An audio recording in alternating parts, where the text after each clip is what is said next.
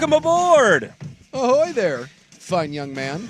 It is I, once again, Ryan Buckley. No Isaac, he is still in Las Vegas. We got Schultze in today, and of course, Big Sook to my left. About 15 seconds before we went on the air, I'm like, you always say ahoy. What if I just say welcome aboard, like you're getting on the ship? And then out of nowhere, I'm like, would this work? I had to give it a shot. I don't know. We'll maybe try it again tomorrow. Felt a little clunky for you? In the feels about it, that's okay. Yeah. Not everything I say works either. Actually, 95% of what I say doesn't work. Well, I started saying ahoy hoy. It's an old Simpsons bit. Like when Mr. Burns loses Smithers and he works his telephone machine and he answers ahoy hoy. And I don't know why, but this was like 25 years ago, I'm sure. And I just always enjoyed that. So whenever I would answer the phone or when I would meet someone for the first time, I always dropped an ahoy hoy. And that turned into ahoy, and there you go. Ahoy hoy. And then Rob got what it do from, we had a guy here, Kevin, who still listens to the show, who worked here years and years ago. And he would say, like, when you meet him, he'd always be like, hey, man, what it do? And Rob was like, dude, I love that. And so Rob started stealing it. So I'm not sure which came first. I always assumed Rops was like a joke that he stuck with forever kind of a thing, but he just liked someone else's salutation. Yeah, Kevin was a cool cat. Like he had like a big like Africa pendant, and like he just was like that cool dude, and just he kind of had like that like R&B swagger about him. And he just was every time you'd see him, you're like, hey man, what's up? He's like, yeah, what it do? That makes sense. I feel like I've run into people like Rob's in Vegas. The only other time I've really been asked what it do was at a craps table, it was a situation that was like, what it do, baby, and they dropped that on the end. Dude, I'm like, oh, I'm just telling you, look, it's one of the negatives of being one of the whites. You just can't. Black guys are cooler. They are. They've cornered the Stuff market. Sounds cooler. It sounds cooler. True. They dress good. Stuff works better. Like look at Ed Reed sometime. Like everything Ed Reed wears, I'm like, I want to wear that. And then I realize, like, no, I can't. Ed Reed will wear like some jeans and then like a t-shirt, a cool blazer over, and like a fedora. And like he looks absolutely kick-ass. And I'm like, I want to dress like that. And then I'm like, no. And you look like the biggest douche on the planet. Yeah. I mean, you can, feels like, I don't want to say you get away with more, but like you can pull more stuff off. You can. Yeah. It just is. Who is it? I think Shane Gillis does a bit on that about how you need black people around to tap down your so you don't take so many like fashion chances. Talks about when he was in Australia, there weren't any black people, so he was taking too many risks and getting made fun of. You're like, oh, I can pull this off, and then someone's like, no, you can't. Stay in your lane. Stay in your lane. So that was Kev. Kevin was like our he was the cool guy at the station, dropping, hey man, what'd it do? And you're like, damn. And I think Rob was jealous, and so he just co-opted it. I like it. It works. And he dropped hey man, what'd it do? But you talk about white guys not being able to say certain stuff or sounding stupid saying certain stuff. This came across my timeline earlier today. I didn't have it in the notes, and I just had to look it up again. Somebody pulled an old Chet Holmgren quote from last year in November and said, "This is Chet drop." It says this is probably a top 5 worst sentence ever said by a human being. And he was talking about Kevin Durant. And he says, 54 from tray ball is OD shooting hang pulls. Oh, yeah. That's not working if you're Chet Holmgren. Well, I mean, it's tough. It's not working for me repeating it to you right now. Again, like Chet was a baller and grew up probably around like a bunch of AAU dudes. He probably grew up around a bunch of brothers, and next thing you know, you're trying to do that, and it's tough, man. Or maybe he's Isaiah Hartenstein and he's secretly black. It's possible. I doubt it though. Chet looks like one of the Romanians from like the Burbs. Mm-hmm. He looks like a Hans Christian Andersen like fairy tale come to life. Like they just stretched him out. Like he eats gingerbread men like in an evil forest. I mean, look, he's got that weird neck beard thing going on, and that angular face. I've always thought that he looked like if the Geico caveman had like a cool, hipper, more athletic brother. Yeah. You know, like he's less caveman-y than them, but like especially when he does that commercial, he's got his chains on and stuff. But he's so gawky and weird. It's a good thing that guy is like a millionaire NBA player. Because, like, no offense, but like if Chet weren't a basketball player, let's say like he had like what is that, like a Space Jam sort of thing, and the Monstars like took away his athletic ability, what is that cat doing? Like he's just walking around. It's not an easy life. He's like they're using his arms to stock the tall grocery shelves. Yeah, it's just not an easy life for that guy. Yeah, what do tall people do that aren't basketball players? They get asked if they played basketball. I feel bad. Like there's always like that one big dumpy kid at your school. Oh, so did you play ball? Yeah, no. And you're either really tall or you're the big dumpy kid. And it's like, hey, did you play football? And then that kid has to be like, no. It's like, did you rest? No. What did you do? It's like, I played Fortnite. And there's nothing wrong with that. I always feel bad because people make that assumption. And it's yeah, that was just lie. Like, did you play? Yeah, I played it like Tennessee State. Blew my knee out. Yeah. Oh, dude, that one is universal. Well, every time someone meets me and they're like, "Oh, hey, Suk, love the show." I'm like, "Thanks, man." And then I can't tell how many times it's, I played ball, and I'm like, I played too. And I dropped the, "Hey, man, cool." Like I don't, like I didn't ask, but appreciate it. And then there's always. I would have. Always the injury. Always and it's usually a knee. Occasionally you get a back, but it's always the knee. And I always want to be like, you realize like knees get repaired. Like it's hard to like destroy your career on a knee. Like it's not 1952. It's not Gale Sayers. For God's sakes, every now and then, remember it was the Patriots running back? What was his name? That was playing the sand football. Like that happens. Was it Sand football? I don't know. Yeah, he was playing at the Pro Bowl. They were playing a sand football game at the Pro Bowl, Yep. and he like busted his knee, and he was done. Yeah, I'm trying to remember he who never that was. came back. And then was it Jalen Smith, the Cowboys linebacker? He blew out his knee at Notre Dame, and like the nerve never grew back, and that kind of killed it. And that guy still played like 7-8 years in the NFL.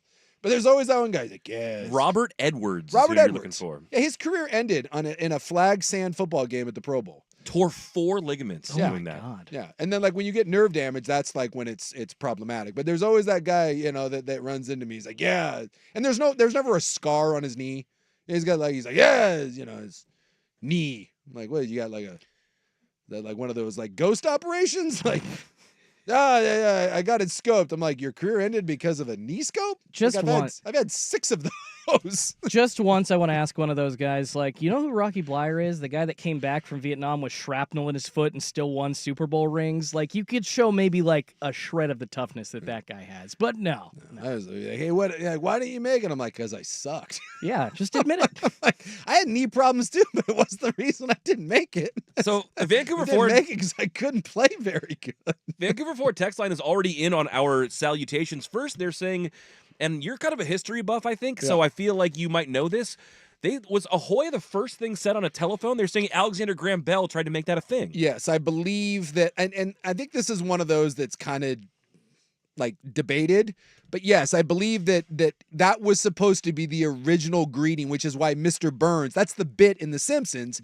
That he was around for the invention of the telephone. That Mr. Burns, for the first time, is using a phone in all those years, and he's saying ahoy hoy because that was when the phone was invented. Yeah. So yes, I do believe that there is some truth to that. But most of the time when you look into that, like, no one really knows where, like, it's our best guess. It's best practices. Mm-hmm. Like you can look up like where the F word comes from. Yep. And there's so many different things, and it's, for unlawful carnal knowledge and from the king and other people. Most of the time it's a foreign language that gets worked down, and it's something that gets bastardized it's from something before. that gets bastardized and becomes popular. But yeah, that seems to be the consensus that I believe is that ahoy hoy, and that's why it's such a great bit.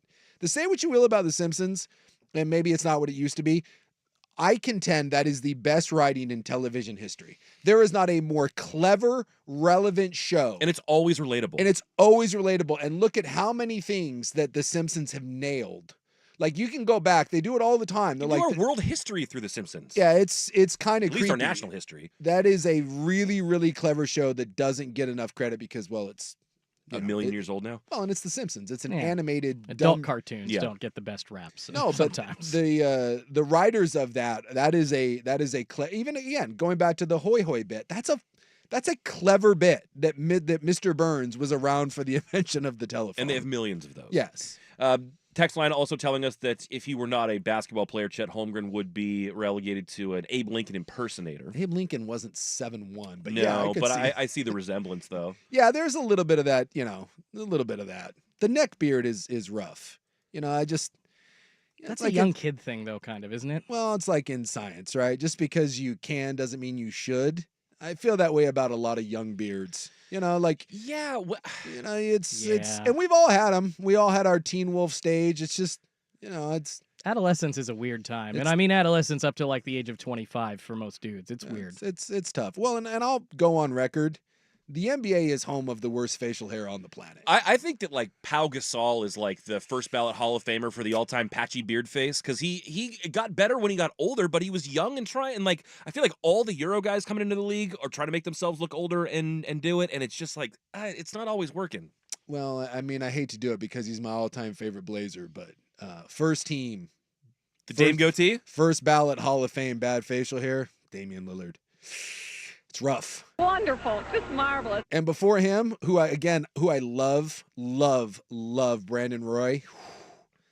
Oh yeah, 'cause Might, he might, had the might be worse. patched curly beard kind of thing going on. Yeah, not great. It's bad. Not great. It's rough. I'm But, in the lovely man, stage where it's all turning gray. I'm getting like the Oh, yeah, kind of the raccoon coloring now. It's going to just alternate between Oh, like white dude. and brown, white and Mine's brown. on my sides. Like I have full on like sideburn gray. It's just like the chops. It's just getting grayer by by the minute.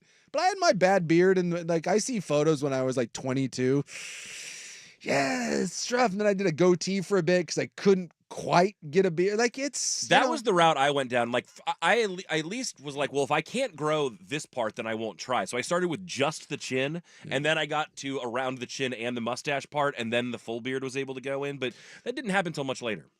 Yeah, again, just be patient. I try to tell my son that, although he's got the Asian gene, so he knows that it may not happen. He's got great hair. But I tell him all the time, I'm like, I don't know if the beard's going to happen, my man. You just be patient. If we're trust treeing it, I probably had the ugliest soul patch for 6 months, 8 months before like it actually kind of started to try to. I see soul patch for you, Schulte. It looked pretty bad. Like I'm talking like I don't know if y'all remember MLB player Greg Dobbs, like that soul patch for the yeah. Phillies and Marlins, former Mariner. That is the soul patch that I rocked at the age of like 17 to 19. When Good me and job. Rob first started here like 20 years ago, Rob had a soul patch. It was awesome. Did he? Yeah, All nothing right. else. I've seen photos of clean shaven Rob, but I don't think I've seen soul patch Rob. Yeah, Rob's had a beard for forever. I mean, forever, for a long, long time. But yeah, Rob had when he first started, Rob was sweet because he was like 20 pounds heavier. He smoked, and he had an awesome soul patch.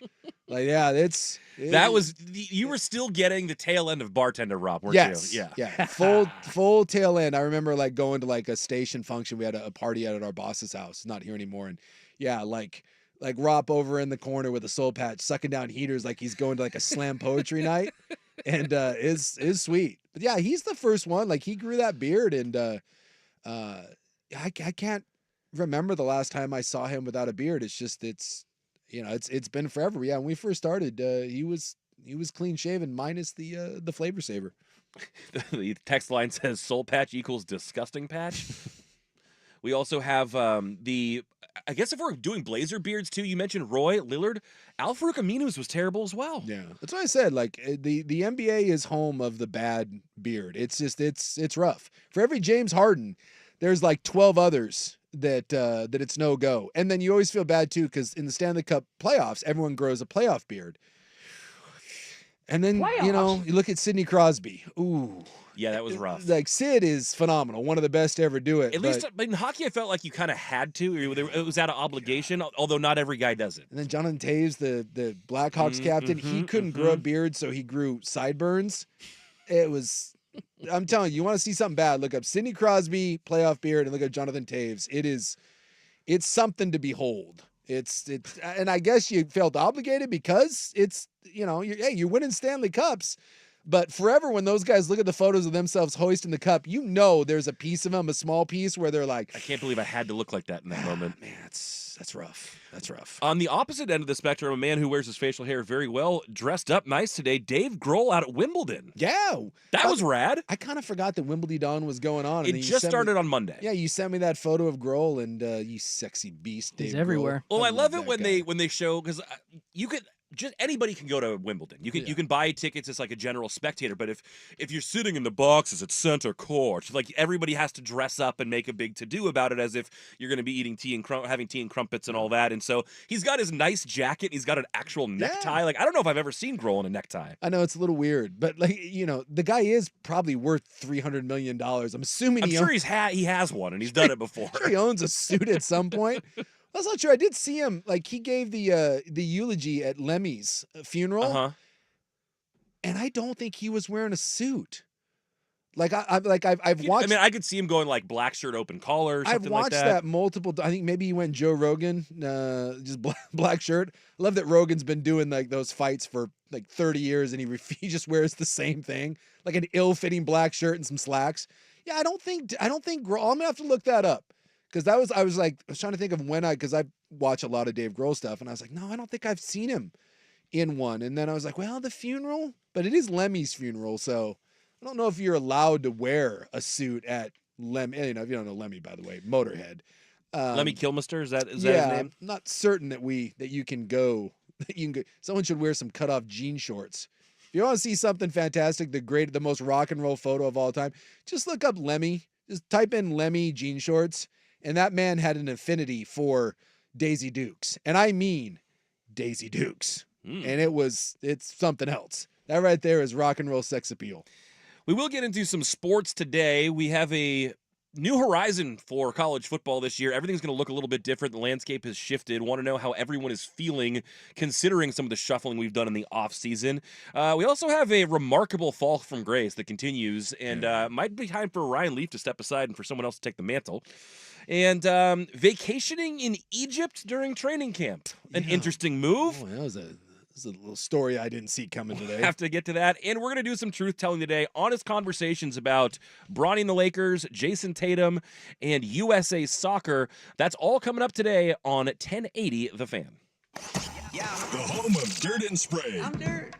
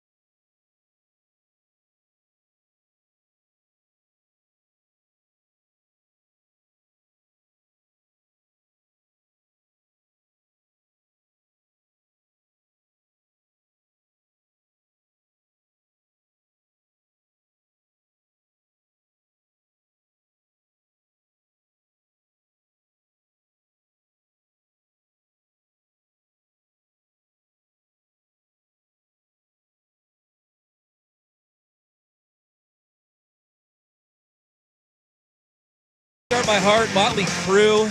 Good little analogy for the Turkey-Austria soccer game earlier Yeah, today. you were saying that that was the game of games. Unfortunately, I missed that one. I did not have on my TV bingo card Turkey Austria. I wasn't intending to even be remotely interested, but I had it on in the background as I was getting ready, and then I continued to have it on in the background as I drove into work. And I'd been listening to a podcast about the Euros tournament and people kind of previewing this knockout stage, and the guys who were analyzing it referred to this game as being cocaine ball because it was going to be so frenetic, so high paced, so All right. aggressive. I like And I was it. like, well, that's interesting. At least I'll put it on in the background. It did not disappoint. You had like a 94th minute stoppage time save that allowed Turkey to advance. It was like raining in sheets. There was this British announcer I'd never heard of, had to look him up. Turns out his name is Sam Matterface. He was like setting the stage and making it sound like the most epic game of all time. I was in on it, man. I don't know why I can't get into TV and like European soccer. I love going to soccer games. Like I love it. It's one of my favorite things to do here in our fair city. I've seen multiple European soccer games when I've been over there, and I've enjoyed every single one. I've never had a bad time. I don't find the sport particularly boring. I did when I was growing up. I had that young, dumb knuckle drag, soccer. Talk about one of the douchiest things ever was me being like soccer stupid, no action. I enjoy soccer. It's I way just- better in person. I agree just with you. Can't. I don't know. I don't know if it's just the there's so much of it. I think I don't know what to watch. Sure. And like I like when And I like, what would be in your incentive to tune into a game like this? Like, Yeah. it's hard to make all of them I important. got the Copa that I'm like I got to deal with the Copa America, and then I got the Euros going on, and then and then they tell me that there's that there's all these different leagues over there. I got to pay attention to the Bundesliga, and I got to pay attention to the. And the MLS is happening simultaneously while all this is happening. I got a lot. There's too much. It's too much. I need like training wheels for my soccer. Maybe one day, maybe like in my 50s, I'll just be old and I'll care about soccer because it's one of those things that I want to care about. I want to be a soccer fan. I'm trying. And I'm failing miserably. I love when a situation just kind of presents itself like it did today, where I kind of had it on and then I realized it was getting really good down the stretch. But I still have a hard time just turning on a soccer game to watch it for the 2 hours on television. Going to one would be totally different. I've been to a handful. I really enjoy it like you do, but it's hard for me to make that appointment TV. I kind of fell into this one and enjoyed the heck out of it. But want to go from football to football as we are now less than 2 months away from the start of the college season. We'll be kicking off the final weekend of August now as we turn the calendar to July. Want to know how everybody is feeling about the upcoming season because there have been so many changes. So today's AAA Heating and Cooling poll question is, considering all of the changes to the college football landscape this offseason, what are you feeling the most headed into the 2024 season? Your choices are excitement, uncertainty, frustration, or meh. Yeah, I got an equal part. I would say excitement. I always love college football. This time of the year, you kind of start jonesing for it, and you realize that camp is not far away. Because once guys start reporting, then it's, even though you're not playing games, it's there. So you got another month, and then like, hey, here it is. And while I am excited for it, it's a different level of excitement because it's so strange. And I don't know exactly what we're doing as a station, but like I keep getting emails about the Big Ten Media Day. That is fascinating to me. And all the and a bunch of other teams that we've covered over the years are now in the Big 12. Yeah. And then I think about, like, if you're a Washington State or an Oregon State fan, and look, I understand that not every year you think that you're going to go obviously win a Rose Bowl or play for a national title, but hope springs eternal, and they've had good teams over the years. And Washington State's been to a couple of Rose Bowls, and Oregon State was trending in the right direction, and now, like, if you're one of those, what are you looking forward to this year? It's just it's a weird vibe for me. And now Texas and Oklahoma in the SEC, and I'm waiting around to see if the ACC is going to collapse. And we got an expanded playoff, which should make me excited, but at the same time, it's kind of terrifying because I don't exactly quite know like what's going on with it. It's just weird. This is the weirdest offseason leading into what should be a great year, but it's going to be a strange year. Yeah, I want to know your thoughts on the Vancouver Ford text line as well. You can text us 503-8646-FAN, and want to know what you are feeling going into this season, because obviously I think if you're Coug fan or Beef fan, frustration has to be top of the list. But even for me, someone who is like you and is jonesing for football, excited for it to come back, my alma mater continuing to build up a roster that is setting new expectations, I'm wildly uncertain about what all of this looks like, how it all comes together. I think that Oregon got one of the good life rafts when this whole thing was breaking up, and they're going to be in a good spot, and that's wonderful for me as a Ducks fan. But overall, so much of where we recognize teams playing and who they're playing against, and now you talk about some of the things that are happening or having to happen because of NIL and sponsorships, and the game is morphing, and it's not really that gradual anymore. It's pretty drastic between player movement on rosters and transfers, between realignment movement of teams, and now you're getting all this corporate money involved as well. It's a whole new kind of ball of wax. I think the game is going to be largely the same, but I have some uncertainty about what it's all going to look like. I just want it to settle. And I know that's a big one with Rob. I unfortunately get caught up in the minutia of it, and I can't help myself. I read about lawsuits and all the different things that are going on, and I try to look down the road. I just want to. I wish I could just blissfully do the. I'm just gonna bury. It's the people do this with politics. Like I'm just not gonna read anything. I can't. Wake me up when the election's over. I can't do it. I just don't have it in me. It's the Larry David in me. I'm just I'm an ass that way. Happy birthday, Larry David. Oh, by Larry the way. David, huh? Yeah, I didn't know that. And so I wish. I mean, we had another lawsuit today.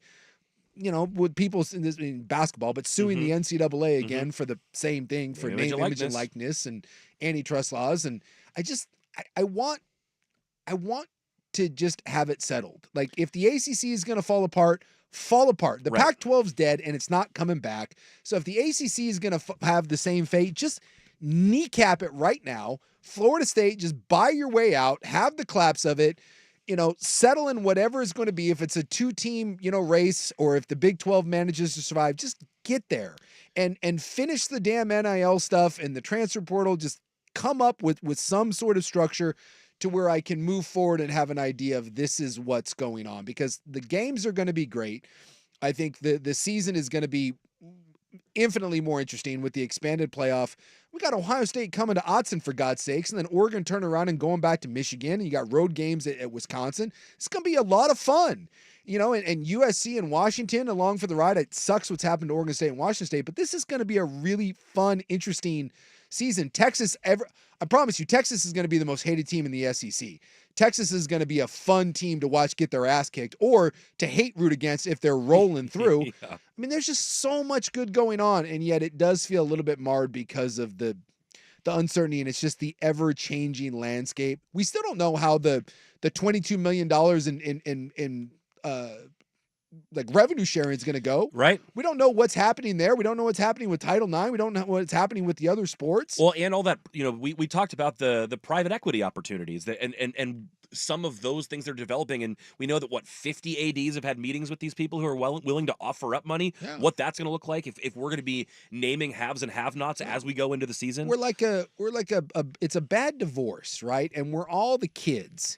And we just keep bouncing back and forth between mom, dad, the cool aunt, the drunk uncle. Yeah, dad's got a new condo, but then mom moved across town, Yeah, and then you're going over to stay at your grandma's for a little while. And then, Ted wants me to call him dad, and I'm like, nice try, Ted.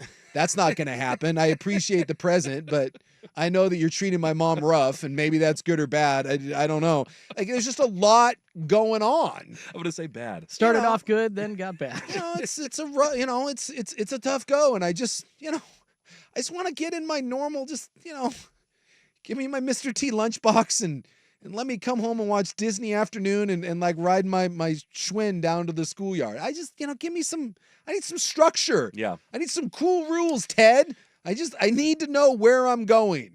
Speaking of structure, just because it jogged my memory here, when we get up to In the News a little bit later in the show, Portland soft launched the new government structure that they're rolling out. And so I've never really heard of a soft launch for governmental structure, but we're going to get into that. That's coming up in about an hour. Coming up next, though, want more of your thoughts on the Pac-2 and what things look like specifically for Oregon State, Washington State. Is there any excitement to be had? What are you hoping for this season? What is a best case scenario? We'll get to that coming up next. You're listening to Primetime on 1080 The Fan. Here's Schultze with SportsCenter. Now, from the Fan Sports Desk, a SportsCenter update on 1080 The Fan. First on the Fan, day 2 of NBA free agency, delivering some pretty big contract numbers again. Just about an hour ago, Orlando Magic forward Jonathan Isaac agreeing on a 5-year, $84 contract renegotiation and extension, essentially renegotiating the final year of his deal and then adding the next 4 years on with that $84 million total salary. Also happening earlier today, the Cleveland Cavaliers signing all-star Donovan Mitchell to a 3-year, $150.3 million max extension. Also has an option for a 4th season. Mitchell, the first guard to average at least 20 points per game in his first 7 seasons in the league since Allen Iverson. Also, Shams Charania of The Athletic reporting that 55th overall pick Bronny James signing a fully guaranteed multi-year contract with the LA Lakers. The team also reportedly interested in hiring Allen Gentry as an assistant under new head coach J.J. Redick. And then in baseball, the Mariners losing 4 of their last 5 series, 8 of their last 11 games, and clinging to a 3.5-game lead over the Houston Astros, hosting the AL East best Baltimore Orioles tonight. You got Grayson Rodriguez and George Kirby on the bump. First pitch set for 6:40 p.m. on Root Sports. More sports scores and stories in 30 minutes. I'm Schultze at the 1080 The Fan Sports Desk. Listen live or on demand on the Odyssey app, the Fan's desktop player, or tell your smart speaker to play 1080 The Fan. Got a smart speaker? It's the Fan in your office and every room of your home. Tell your smart speaker to play 1080 The Fan. Hey, it's Sook. And guys, for those of you with a full head of hair, congratulations. Studies show that one of the most attractive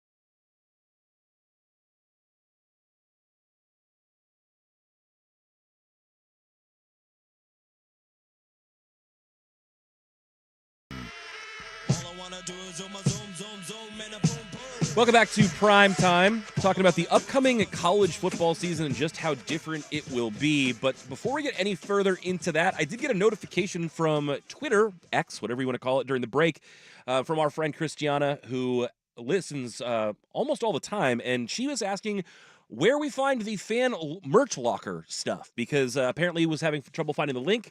Go to 1080thefan.com. I navigated there myself just now to make sure that it was still up, running. It's all working. It is there. It works. It's right next to the orange listen button. It says Fan Merch Locker. You will find all 6 of the t-shirts we have there, including the limited edition Mike Lynch approved Help Mike Take a Swinge Against ALS. So head on over there. You want to support Mike. You want to support the shows. We've got all the shows covered now, plus the Mike shirt that all the profits will go right back to Mike's GoFundMe. And we did hear that that a bunch of people are buying those shirts. They said, I believe the email said they're flying off the shelves, and they make those as they go. So, again, that's if you're gonna buy a shirt, buy them all. We have a bunch of great shirts for all the different shows, but if you have to buy one, buy that one. Buy the one, and again, that doesn't go to some foundation. It goes right in Mike's pocket, and my heart just goes out to him. That I know I can be an ass a lot of times. That one just, that's absolutely devastating. It's like my greatest fear, absolute greatest fear.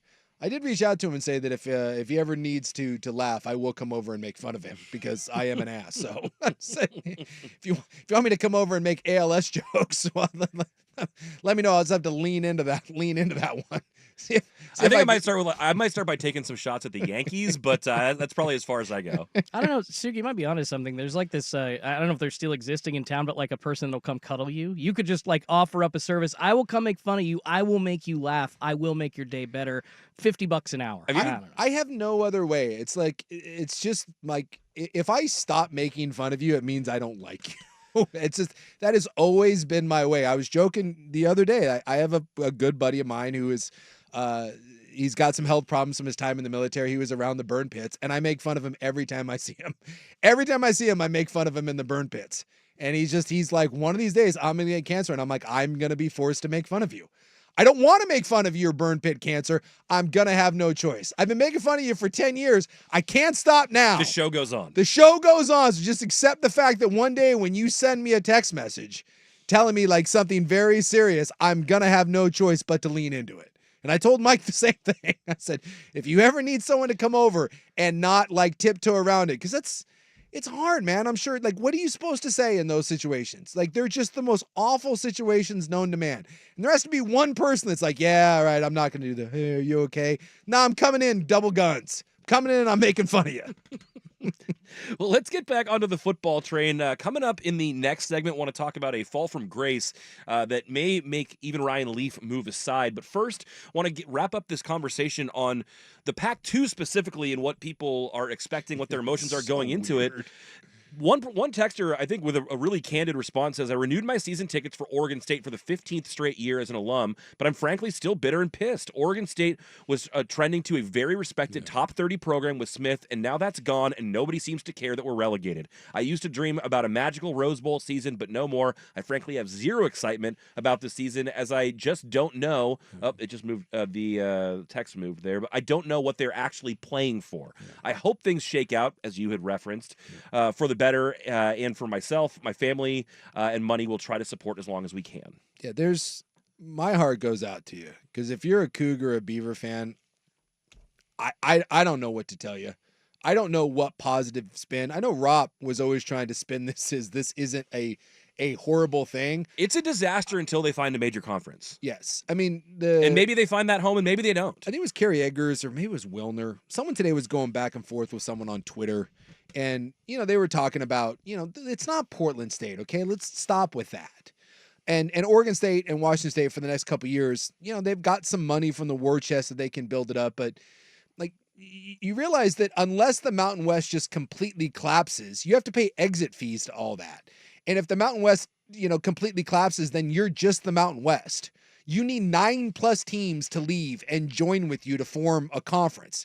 If you just take 6 of them, you're going to have to use all of that money that you got from the Pac-12 settlement to pay the exit fees for all those teams. And look, the Mountain West TV contract pays out anywhere from like $3 to $5 million bucks.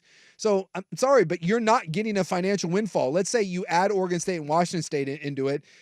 Maybe you're getting 8, 9, 10. If you really wanted to go like to the high end, you're getting 10 mil a year. And you got the Big 12 right now in the ACC at 31 that are like, dude, we got to find a way to make more money. And you're going to be at 8 to 10. There's no way to slice this. And I know it seems like no one cares. I care. Yeah. I just don't know what there's nothing you can do. You got job. You're waiting for more movement so that you can try to grab a better life raft. Yeah, it absolutely stinks. And this season is hopefully, it ends up being a good year, wins and loss record. I don't know what you're playing for. You're not making the college football playoff. That gap between the Washingtons and Oregons, I'm afraid that especially the Civil War, it's not going to go well. I think I don't know what the spread is on that Civil War game. I don't know if you can make it high enough. I think that thing is just going to be that may be the one, if you're an Oregon State fan, that just pushes you over the edge, because it's like what, the third week of the season, fourth week. Yeah, in September. Yeah. It's in Reser, dude. If that Oregon team is what we think it is, and they roll into Reser and it gets bad, that may be the one that just finally breaks Oregon State's back. In May, that number was 20.5. Yeah. So expecting a 3-touchdown game in that one. And Yeah. And the thing is that what you outlined, the financial aspect of it, it's not that I don't believe that they could have a better landing spot at some point, but without recouping those finances of being in the big conference, how long can you afford to fall behind? Well, I because don't know, the gap grows every day that you're not getting that revenue. Well, but I don't know where that landing spot is. Like, it's pretty safe to assume at this point that if the Big 12 is to expand, it's not West. They're expanding East. They're going to grab ACC teams. The Big 12, their next expansion will be if the ACC crumbles, and they're going to go grab ACC teams. They're not coming out West. They're just not. I haven't seen one thing with the Big 12 coming out. The Big 12 had an opportunity. They could have had you. They could have had Cal. They could have had Stanford. They didn't want them. Like, it's just I don't understand at what point the Big 12, who isn't getting a bigger piece of the pie, is going to want to continue to slice that pie with two teams that they looked at originally and were like, no. So in what world does that happen? So if it's not the Big 12, and I haven't seen one thing that it is, there just isn't a boat coming. Yeah. The only thing coming is a raft, and that raft is the Mountain West. And whether that's rebuilding. So if you don't know, the Mountain West, there's two options. And that is the Mountain West dissolves. They get 9 teams to say, we're done, and no exit fees. Everyone's gone. Mountain West ceases to exist, and they only do that if they agree to a merger. So you take the 9 or 10 best teams from the Mountain West, you put the 2 in, maybe, just maybe, if the ACC were to crumble, you can get Cal and Stanford back. Probably not, because they would join the Big 12. But that's your conference. And again, you're looking at $8 million a year in your TV deal. Or the Mountain West doesn't want to dissolve, and you go pick 6 teams from the Mountain West, and you have to pay each one of those teams their exit fee. So all that money that you built up in the war chest at that point is gone. You'd have to pay all those teams. And then your TV deal with 8 teams, again, I don't know if that's better or worse, but you're still in that $8 to $10 million range. There is no boat coming. And that's what sucks, because those programs are better than that. Your programs are better than Stanford and Cal. They just are. Over the last Stanford had the run there where, but that a run appears to be over. But this is, so I wish I could tell you that things were somehow magically going to get better. And by the way, I'm not saying that I'm the Kreskin and I can see every outcome, but I don't.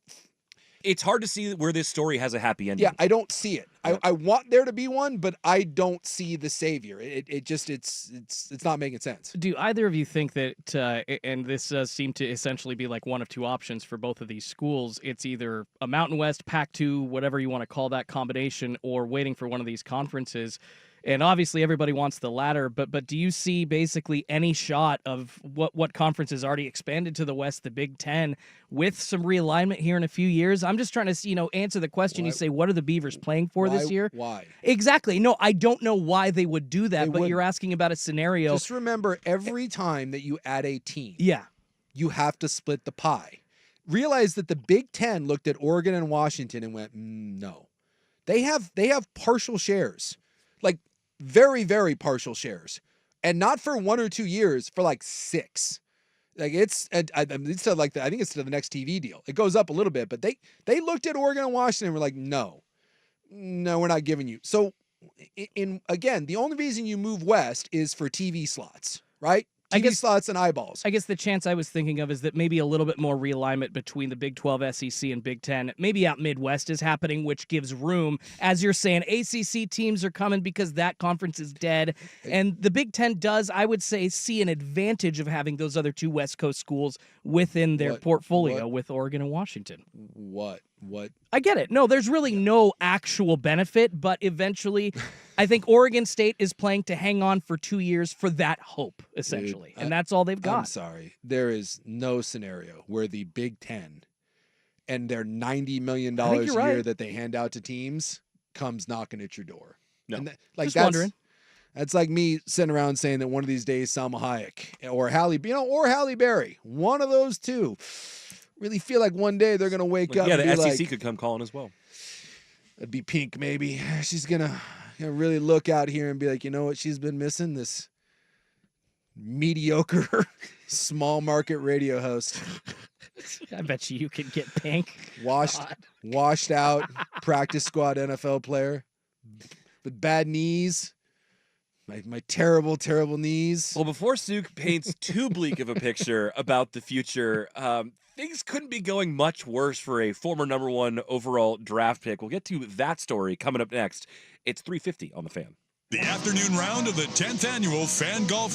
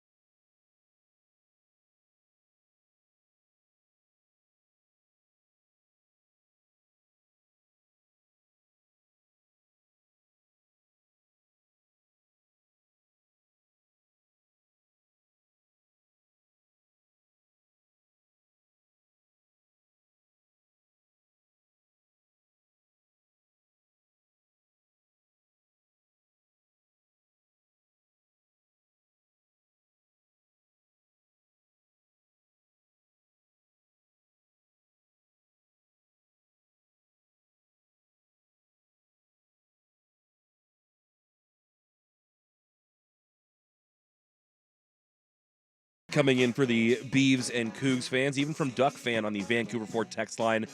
The opposite of support, though, would be what Jamarcus Russell is lending to his local community. My goodness. Oh, it's rough. Like some of these, the failed athlete stories can be sad. I mean, Ryan Leaf, his was obviously fueled by drugs, but he seems to have got it figured out now. And his was really sad for a really long time, and it's turned around. Yeah, and it turns out Jamarcus Russell is going down that road. Well, I don't know about drugs, but a road that's pretty sad and pathetic. Yeah, so the as the story goes, Jamarcus Russell was acting as a high school football coach, and I'm trying to remember which city exactly.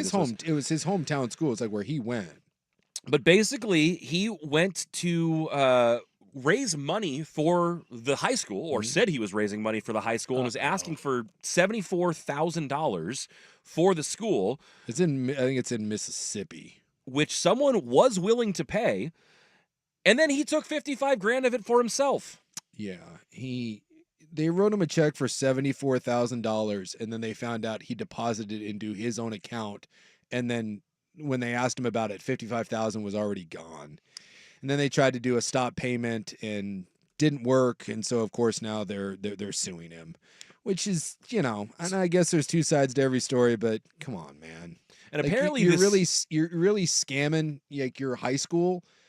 I mean, that's hey, I'm trying to raise money for charity and I'm taking it all. I mean, that's rough stuff. And this was almost 2 years ago now, but the reason it's coming up is because he's now facing a lawsuit over what he did. And obviously the guy was a bust from the standpoint of playing, but you look at the kind of list of what he's lost, what he's gone through, it's a pretty miserable life post-NFL for Jamarcus Russell.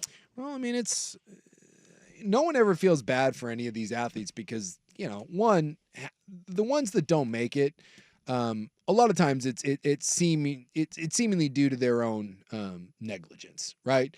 Johnny Manziel, Jamarcus Russell. It's one thing like when a guy like Greg Oden, and the body just falls apart. I know we were joking earlier about my knees, but like Greg Oden literally fell apart. Yeah. There's nothing you can do about that. Or when you're just generally not that good, that happens too. Yep. When you go in there and you're just, that'd be like, I don't know, like a Tim Couch or someone like that, where you just, it just turns out you're not that good. I mean, that happened to me. I got there and was like, oh yeah, I'm not that good. But then there's the Jamarcus Russells and the Johnny Manziels where and Ryan Leaf, where it's just sabotage. You don't try, you don't care.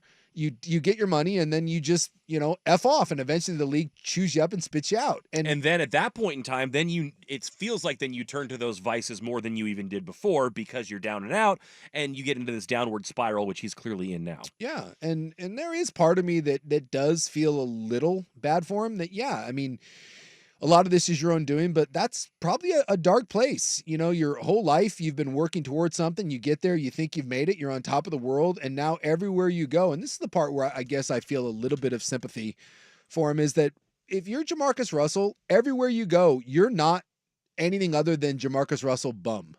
Yeah. Like I remember seeing stuff like with What about Baton Rouge? Do you think if he goes, because he won a national championship there, right? No. Did he not? No. I thought he won one. No, he didn't win one. They won a big bowl game. I think they won the Sugar Bowl against Notre Dame. But they didn't win. They didn't win a national title.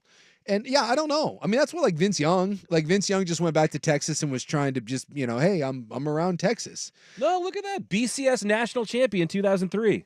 I don't think he was the starting quarterback. Oh, okay. So he was just on that roster. He was just on the roster. Gotcha. Yeah. So 2003 would have been. Oh, right. Because it says his Sugar Bowl was 07. So yeah. So he would have been a freshman. 07 draft. Excuse me. Yeah. So he would have been a freshman on that team. And I think that was that Saban's team? Was he there yet? No. It might have been. 03 was Saban's team. So that was Saban's team. They won with it was Matt Flynn. So he's got a ring, but he didn't do it. He's got a ring, but he didn't do it. Yeah. But yeah, I don't know. I don't know if he's beloved. I mean, Vince Young is beloved. And Vince Young had some success in the NFL and then flamed out. I mean, Jamarcus just flamed out, and he immediately. He was drinking the purple drink, and remember he was the one that wasn't watching tape and all that. But $100 bill in the back of the playbook. Yeah. I gotta believe that it's tough to probably walk around and everywhere you go, you're just a bum. Like, how do you work a normal job? I remember like I watched a thing on the cast. I know it's weird, but like the Different Strokes cast, Okay. which are all, I think they're all basically dead now, or they all went through a horrible thing. And like, remember seeing a thing with like Gary Coleman. He's like, how am I supposed to just go work a job, even if I want to? Because every day of my life, it's just What you people. talking It's about, just Willis? people making fun of me. It's like, oh my God, I can't believe you're working as a security. There's nothing wrong with being a security guard. There's nothing wrong with just being but it's like the idea of if Jamarcus Russell were to just be a truck driver, everyone's like, oh my God, what's wrong with being a truck driver? Because at one point you were Jamarcus Russell, number 1 or number 2 overall pick.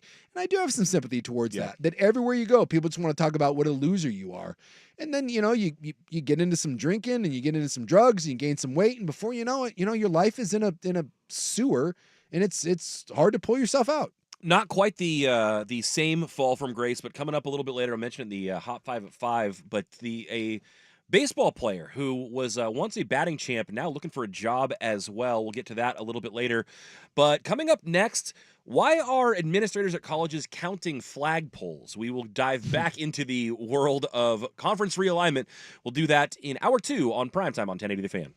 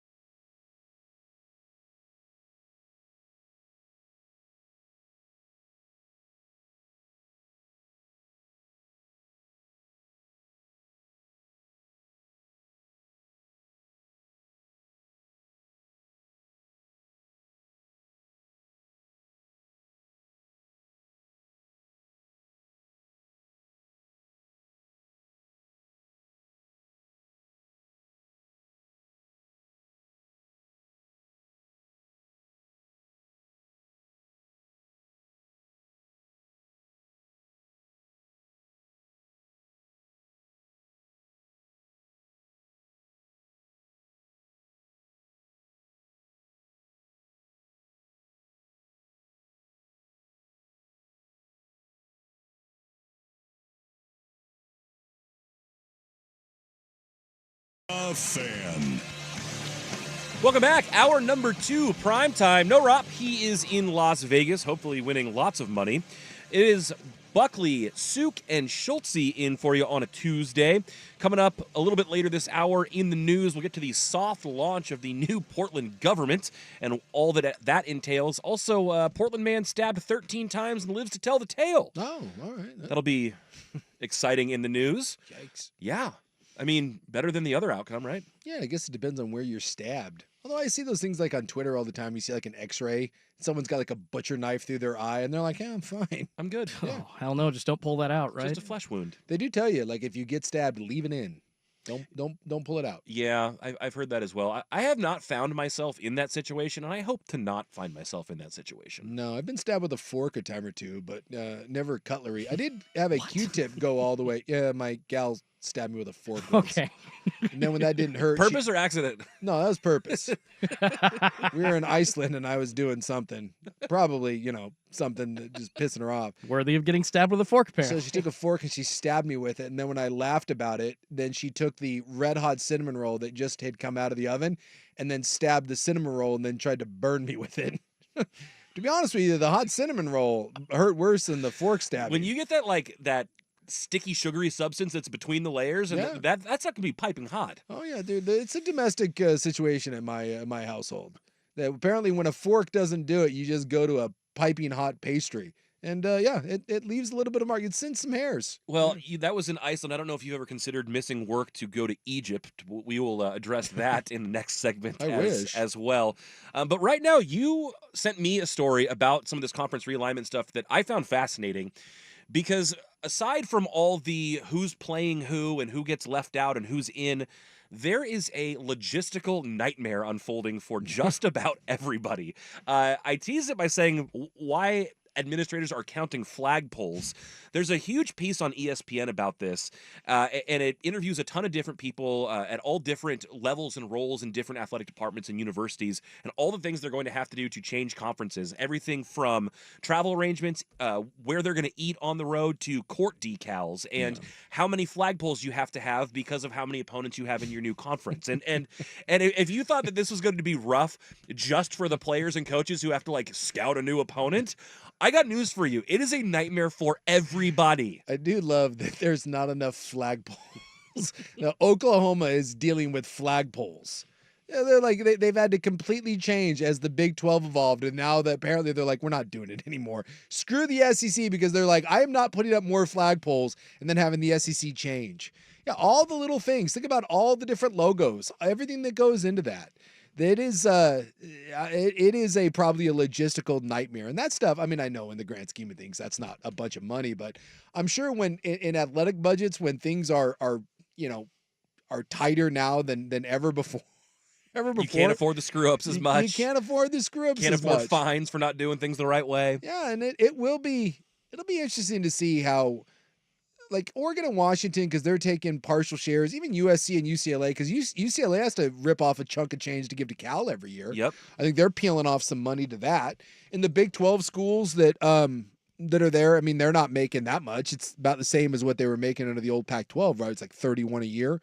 It'll be interesting to see, if we hear in the coming, months that, the travel costs and the pains. I wonder if, especially this year, is going to be a bit of a pain in the ass for a lot of these teams.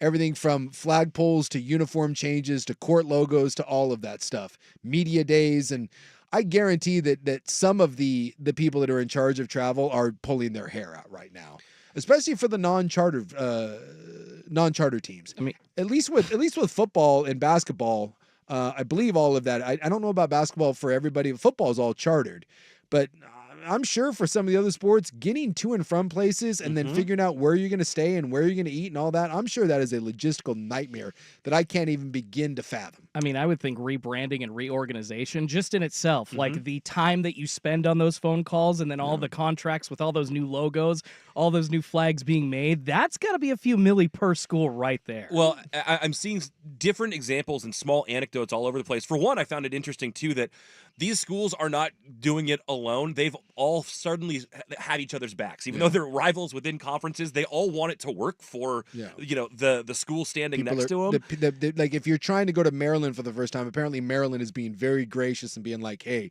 here's what you ought to do. Here's what you need to do. Like, no one is kind of doing the FU figure it out. Everyone's trying to pull in the same direction, which is kind of cool.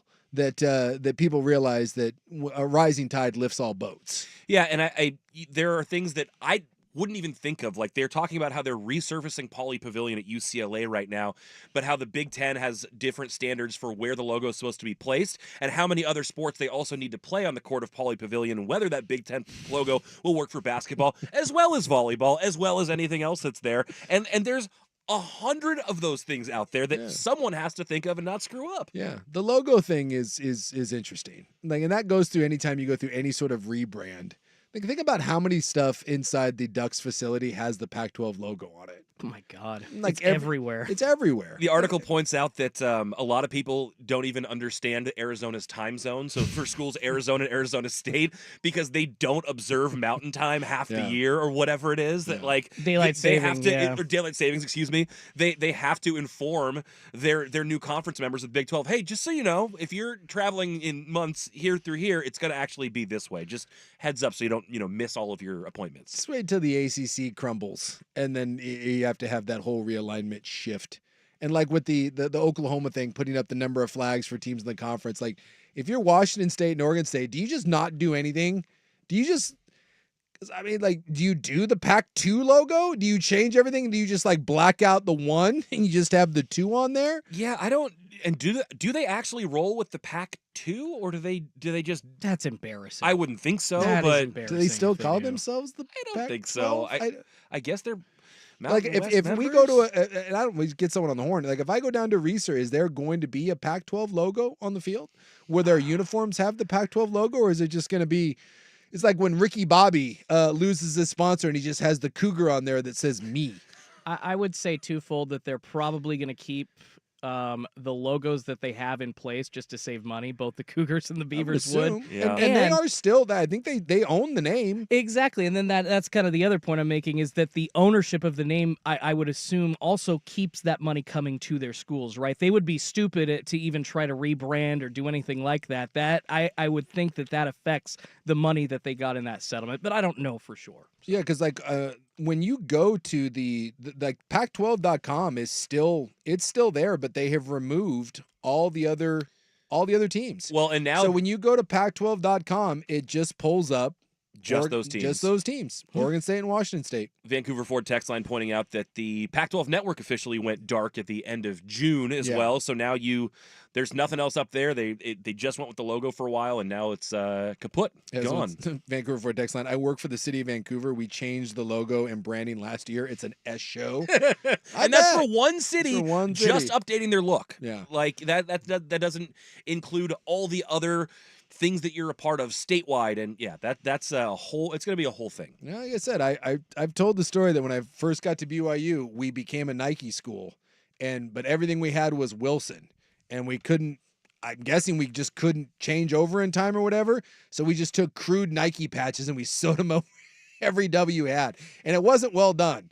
It wasn't like it was like a nice custom patch. Like someone just went and took like something that had the Nike swoosh and cut a little circle around it, big enough to cover up the W. So everything we had was either Russell Athletic or Wilson, and then the crudely ironed over or stitched on Nike patch. Maybe it'll be something like that. I'm trying to remember who did this recently, and I want to say it was Patrick Mahomes, but he was going back to Texas Tech to be honored and basketball game courtside type of deal, and they wanted him in Texas Tech stuff, but they are like now a charter Under Armour school, and he is not an Under Armour guy. He's an Adidas guy. Yeah. And so I think he took like a piece of paper and cut it out and just like put it over, or something along those lines. But he had to hide it. Jordan did it at the during the Dream Team, the Barcelona. Yeah, those were Reebok. Mm-hmm. And I'll tell you what, Jordan ain't wearing anything Reebok. So the warm-ups were Reebok branded, and when they went on the medal podium, he draped a flag.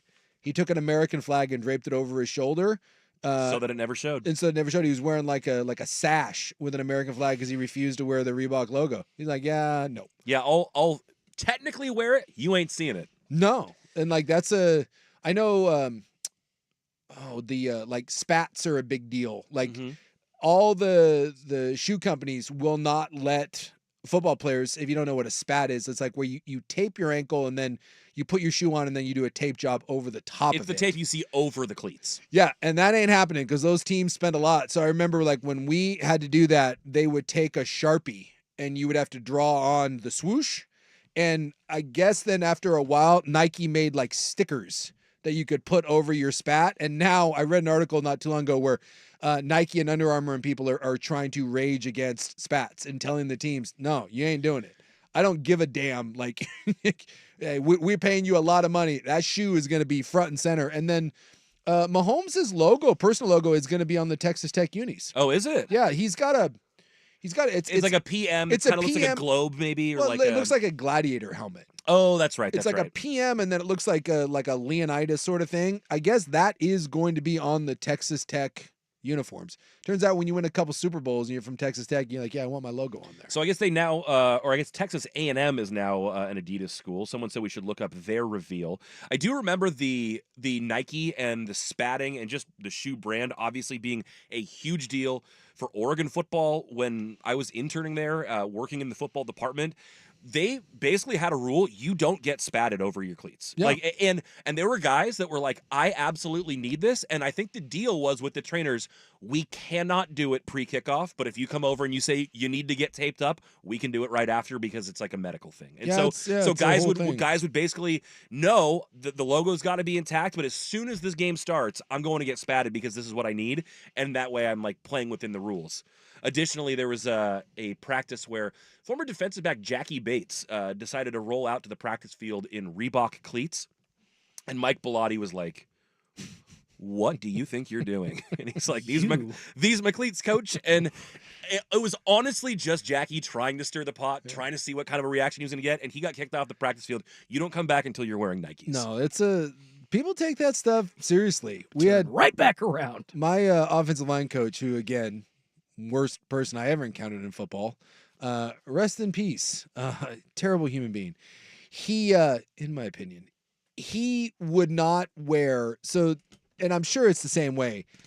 Like if you're on the sidelines not playing or you're a coach, they tell you what you can wear. Right. Like, and Lanning's talked about this. I know you have way more options, but like they give you like, hey, this is our sideline stuff. You pick from. For this game, you'll get these options of this, and this, but you're not doing your own thing. This isn't the NBA where you pick your wardrobe. It's like you have this to choose. And we weren't Oregon. So our coaches got like, this is, if you were on the sidelines, you had one choice as a player. You were wearing this. And if you were a coach, you had this. And old Roger French wouldn't play ball. Because he had been at BYU since like 1979. And shocker, so this is like 96, he would wear things that were 20 years old, something from like 1981, like sand knit like slacks and some sort of weird V-neck sweater. And they would go to him and there would be arguments, like legitimate arguments where they would be yelling at him and he would refuse. He would just scream and yell because he would gonna be damned if they were gonna tell him what to wear. And I don't know, like whatever, if they just called Nike and was like, dude, he's 1,000 years old, he's gonna die soon, just leave him alone. I don't know. But I saw that happen so many times and he would wear whatever he wanted. It'd be hilarious to see all the coaches wearing the same thing. And then there's Roger French in some sweet slacks. God knows who made them. And then like some V-neck sweater that and I do remember they did the crude Wilson patch, over the Nike. They would take his old crap and they would like glue or stitch just an off, colored Nike logo. Yuck. His clothes, and they would roll them out there. He was just that curmudgeon that was not going to be told what to wear. And it must be an O-line coach thing because it wasn't to the same degree. But I worked for Steve Greatwood, who was the Oregon offensive line coach. Same sort of thing. And he was there for almost 30 years. I think he was there 27 years as their O-line coach. And he knew exactly what he wanted to wear on game day. And along with the fancy uniforms come fancy sideline gear. It's like, oh, we're gonna wear this and this sleek black. He's like, I'm wearing my gray crew neck sweatshirt every damn game. I'm sorry. And then so they basically just had to make sure that there was one with the right logo that fit everybody else's look that worked for him, that was going to work. Because he's like, I'm not changing how I do this. I got one rain jacket. I got one sweatshirt. That's what I coach in. That's how he did it. Yeah, there is something great about, I guess there's simplicity. And then he got gout. He got gout really bad to where his foot swelled like you wouldn't believe. And he took the they had like the Air Pegasus shoe, right? Uh-huh. And he just cut half of the shoe off. Oh, hell yeah. That's so metal. Because he couldn't wear a sock It or would kill a anything lesser man. because of the gout. So he coached, I swear to God, he coached on the sidelines with half a shoe. Oh my God. Like he just went and he took a pair of scissors and imagine cutting like right down the middle of a shoe and then like down to where the laces are and then hooking a right. it's it's like a choose your own adventure shoe. The side of his foot, no sock, was just this giant. No sock? He couldn't put on a sock. I guess gout is so painful.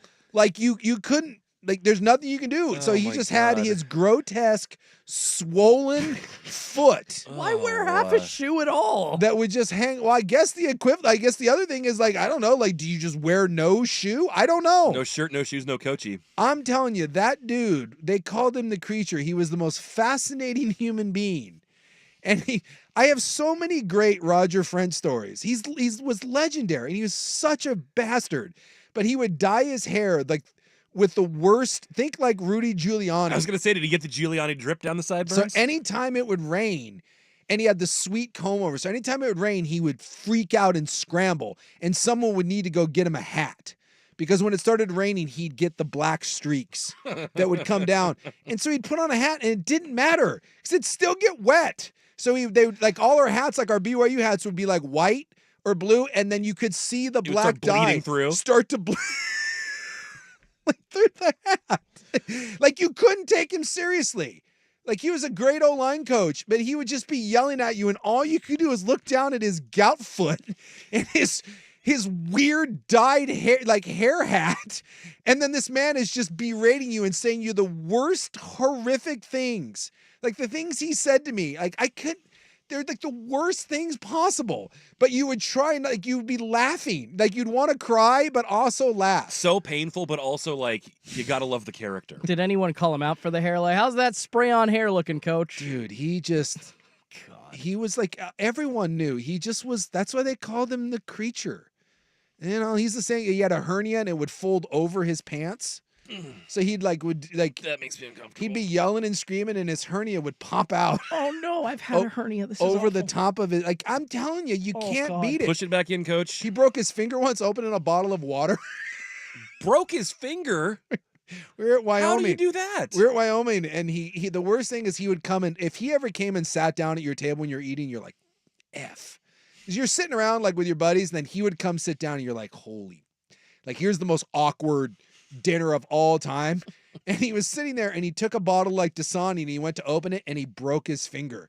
And we were all, and he was like, "Rah!" And he looked down, his fingers all bent. Hell? And we're trying not to die. Oh my like God. everyone is just sitting there trying not to laugh. He was the worst and also the best. He blew out his shoulder raising the roof once. Yes. You know when the coaches try to pump up the crowd. Uh-huh. He was raising the roof and his shoulder went out of sight. That was like, was it Cody Bellinger in the World Series jacked up his shoulder doing a home run celebration? Like one of those. He's just raising the roof and his whole shoulder came out. When raising the roof And he goes went wrong. down. He like had to go down to a knee and his shoulder was all so close. It's the most old man things ever. We're just sitting there on the sideline standing behind him. To this day, it makes me cry. He was the best and the worst, all mixed into one. Well, imagine you're the boss and your employees missed a couple days of work, and then you find out he's in Egypt because he didn't know you had work. We'll get to that next on The Fan. It's The Fan on Demand.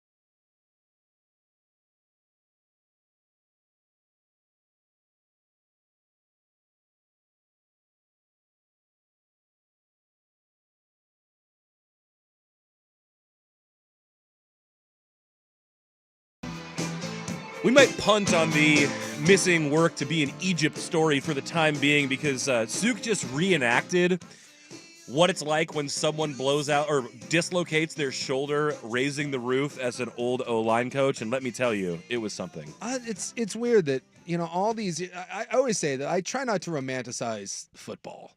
Like, I don't miss playing, and I certainly don't romanticize my crappy time in the NFL. It sucked. But, like, the only things I miss are crap like that. Like, I hated that man so much. But the amount of enjoyment that he brought me and my friends, it's just like, watching an old man blow out his shoulder raising the roof. I'm telling you, I will never forget that. And it was kind of crazy because I told you guys, I said, Google Roger French. I was going to give the audience a homework assignment during the break. Google Roger French football and see where you can find one Jason Sakanik in one of these photos. It should be one of the first ones that pops up. Yeah, I was laughing. Pretty great. Because does he not look exactly like you think he was gonna look? 100%. He looks as cliche as you could for old angry football coach. Did he wear the bike shorts? No, he never wore shorts. Oh, okay. Ever, ever, ever. No, he was a pants. It could be 110 degrees, and that man was Got wearing it. pants. That tracks too. But yeah, like the third or fourth photo down, I was like, hey, look at that. Like, who's that fat ass? I was like, oh, it's me. Me with no tattoos, no beard, and hair.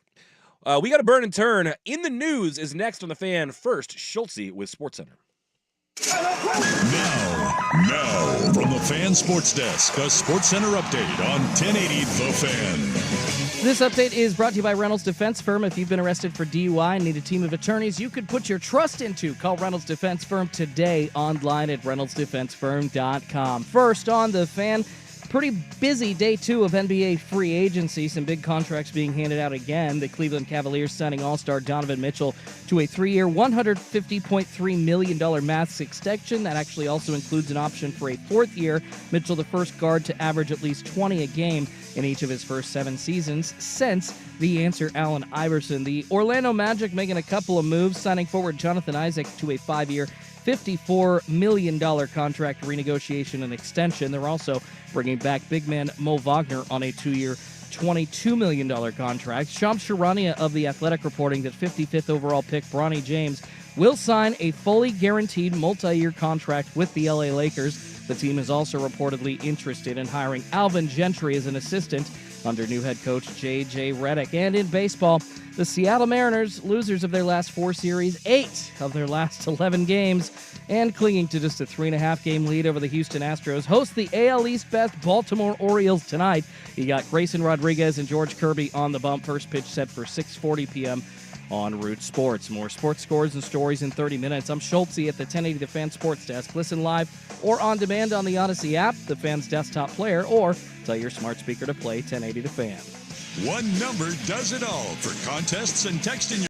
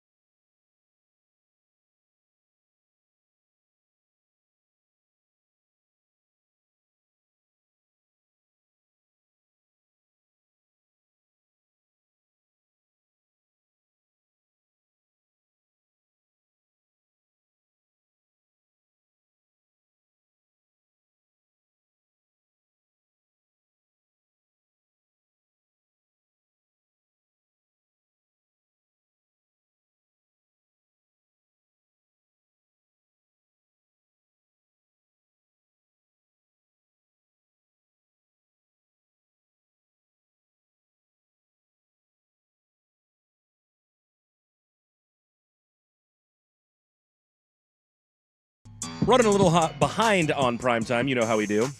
Deal is in. He says, if Suk ever wrote a book, I would definitely listen to it.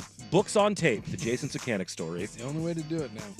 Books on tape have ruined me from reading. Oh, I love audiobooks. They're amazing. Coming up next hour, get to the Hot 5 at 5, and we'll have some honest conversations about Bronny James, about USA Soccer. But right now, it is Tuesday, July 2nd, and it is time for In the News. I'm your stand-in newsman, Ryan Buckley. Thank you. Hello. Please be seated. Today, remember yesterday there was like no days. It was like Ginger Snap Day. We got a million of them today. I had to carve some of them out. But only because some random person decided to throw a bunch of these on the calendar. But I would like to wish both of you a very happy World Sports Journalist Day. Oh, I'm not a journalist, though. Well, you're on a radio station that talks about sports, so that makes you a sports journalist, even if you don't want to be. No, that's the last thing I am. Like, it's people all the time like, you should have journalistic integrity. I'm like, integrity? What are you talking about? They fart sounders, for God's sakes. It's also World UFO Day. Does that do anything for you? Hey. Yeah, I don't know. I don't. The whole UFO thing, it's like, it's become like increasingly like we're admitting it, and yet no one cares. Furthers my opinion that nothing can keep our attention span. Nothing. There was a fresh spotting, in the last like 72 hours, I think, at like Red Rocks in Denver, something like that. The government itself is like, yeah, we think they're probably out there, and then we're all like, like what's Kim Kardashian's ass up to? Like, we don't care anymore. There's nothing, and I mean nothing anymore, that can keep our attention. Well, she might be shaking it because it's also National Disco Day. Oh, there you go. A little death before disco. And this I found the most peculiar of days. It is National Report Military Fraud Day. I don't even know what that means. Like stolen valor sort of thing? I mean, I guess you could report stolen valor. I was thinking maybe it's like if... like a misappropriation of spending by the military and you tell someone? I don't know. It sounds like a snitch day. Like the gravy seals. I do love that. You're sitting behind someone. I hear that. So you're at a bar or you're on an airplane or whatever, and someone's just, spouting off, and you're like, dude, there's zero chance. Just shut up, mind my own business. I was at a sandwich place the other day, and I was waiting in line for a sandwich, and I was... Jesse had come from the gym, and this guy turns to me, and he's like, "Did you fight?" And I was like, "Huh? Like, fight for a sandwich?" And then I saw he was wearing a Vietnam vet hat, and I was like, "Oh." I was like, "No." And then he goes, "Why?" And I didn't have an answer. I was like, Odd question. It was a hell of a question. I didn't have an answer. And I was like, and then he launched in. And I was like captive audience because I was waiting for my sandwich. They were like, what are you going to do? I wasn't doing anything. Walk Boy, off? he started telling me about like rules of engagement, and boy, it was a whole thing. Yeah, my man there wanted to talk about some nom, and he took a look at me and was like, "We're going Over the line! And then after I got my sandwich, I felt bad because the poor lady who was like the sandwich, then like she got it. Like I was like, "Hey, thanks, dude." Like I said, "Thank you for my service," and he was like, "It was well worth it." And I was like, "Cool." And then I left. Well worth it. What a response, too. Not a you're welcome. But That's well unique. worth it. And then when I left, he just turned to her, and he started talking to her about like rules of engagement. And I was like, whoa. Golly. He was big into the rules of engagement. But my man there, he had the Vietnam veteran hat. And Sounds very Walter Sobchak. he was going to talk to someone. He was going to talk to someone about it. But I wasn't prepared for him. He sucker questioned me. I didn't have an answer. That is very rough. You're just trying to like move on, get out of the conversation, and then they go on to you or from you right to the other person. It's just like I'm sorry, but I don't think this is my fault. I needed someone to talk to. So, hey, man. And I think it would make for a hell of a birthday party. Happy birthday to Larry David, Jose Canseco, and Lindsay Lohan. Oh, What a crew. I would 100% go to that. Yeah. Larry Yes, David please. is fantastic. All about Lindsay Lohan. Larry Mention David has climbed my list. If I had like, you had a dinner party, you got like 4 or 5 invites to a dinner party, Larry David is on my list, 100%. I would think so. You at least need his commentary on everyone else's Well, that's the whole social that's faux this whole pas. bit is he's a fulcrum of the Yes, the fulcrum. Yeah, I was trying to think. He stirs he has to be in the middle of the table. Larry David is at the center of my dinner party. Well, I didn't know exactly how this worked because I had only heard of soft launches when it comes to restaurants trying out their new menus and plans. But apparently, Portland has soft launched the structure of their new government. My understanding of it is that now we have 6 different bureaus. or bureaus that have been reorganized into 6 different service areas, Yeah. each run by a different appointed deputy. I don't totally understand how this is that different from before, but I will give you the 6 different administrators. You have a deputy administrator for budget and finance. Okay. You have a deputy administrator for city operations. You have a deputy administrator for public safety. You have one for vibrant communities. That's Sonia Schmansky is the one who's in charge of that. Boy, if you ever want to go into some place that you just like pound your head under the table about where your tax money goes, I give you the vibrant community, whatever. Under the Vibrant Communities umbrella, though, includes the Office of Arts and Culture, Portland's Children's Levy, and the Portland Parks and Recreation Department. All right, well. So parks go into the okay. good vibes community. All right, let's go. Vibes. And then we have the Administrator of Community and Economic Development, and we have the Administrator for Public Works. Those are your Yeah, they're 6 bureaus soft launched. And they're going to do 6 months of the soft launch. Mhm. Which doesn't really seem like a soft launch. 6 months, like. Seems like you're giving it a run. And then after that, then like we go full go. Like this is our new form of government. Iron And out some kinks. I would love to hear from anyone that's inside any one of these bureaus of just how stupid and pointless all this all is. Well, I would be, and maybe it's great. Maybe they're like, oh no, this is a kick-ass way to do it. I just have my doubts. I do. I'm trying to think of exactly what the main part of this transition is. And what I do remember from my time as an actual news person was that Ted Wheeler, the current mayor, whoever the mayor of Portland is, and I think we had like 4 or 5 city commissioners before, the mayor would basically assign all of the things that you guys just listed in different departments to a particular commissioner. Now, it is the office itself with, so public works, and then you got the other dealing with like public safety or that kind of thing. Essentially, this is all an office that is assigned, and every person that's running will fill that office, no longer be assigned that duty by whatever mayor is in it's office. just their own It's thing. already kind of set up and predetermined. Yeah, that makes sense. Listen, anytime you can streamline organization and make things simpler, I think that's a good plan. I don't know if technically that's what's happening here, but it seems straightforward enough to me. All I know is when I saw the little photo, they're all sitting there and they've got their little signs with what they do. And Mike Myers is the public safety guy, and that guy seems like a real hard ass. Yeah, you know what? He's not going to take any BS on these streets. I like that. No, Mike Myers didn't put up with. Look at that photo of him. He looks like Ray Donovan, but like with a bald head. Yeah. Yeah, It's like Ray Donovan meets Sook without a beard. Yeah, that guy's not messing around. Mike Myers is here to kick ass and take names. We need more of that in PDX. Charge baby. of public safety. Whereas I'm not gonna lie, the guy He that means did- business. I like it. Yeah, the city operations gal seems a little too happy for me. Seems a little too cheery. You How know, about the community and economic development guy? He seems Yeah, he seems eclectic. Seems a little wacky. That guy wears Birkenstocks and socks. I'll hang out with the vibrant communities gal though. She seems like she's just quirky enough. Yeah, I trust the public works gal. The budget and finance guy seems like a nerd. That's exactly where he should be. He should be in charge of budget and finance. I want that guy looking over my taxes. So, all right, I like it. I like where we're going with this. Little planes, trains, and automobiles. Well, no trains, I suppose. Automobiles will start. Got this from our boss, Jeff Baton Rouge, that it's going to be cheaper to drive around the holiday than it has been since 2021. Gas prices now down to $3.49 a gallon, which is a penny lower than they were this time last year. Tasty. But $1.30 lower than they were in 2022. Go gas prices, right? I guess they're saying that this is the going to be the busiest travel weekend like ever. They're saying airports, roads, everything, like it's all going to be one giant cluster F. So get ready. Yep. And locally, it's still like $4.50 a gallon. I just fill up on the way here, man. That ain't cheap. I got it the other day. I think I was like $3.78 maybe. I can't remember what my $3.79. last price was. Because you're up in Vancouver, right? Like that's Vancouver. coming down a little bit cheaper than Oregon's I'm not prices. certain. Like it's like one of those like gas prices all suck until it gets into the 2s. Yeah. Or it gets to a 5. It's all the same. It sucks. It's not fun.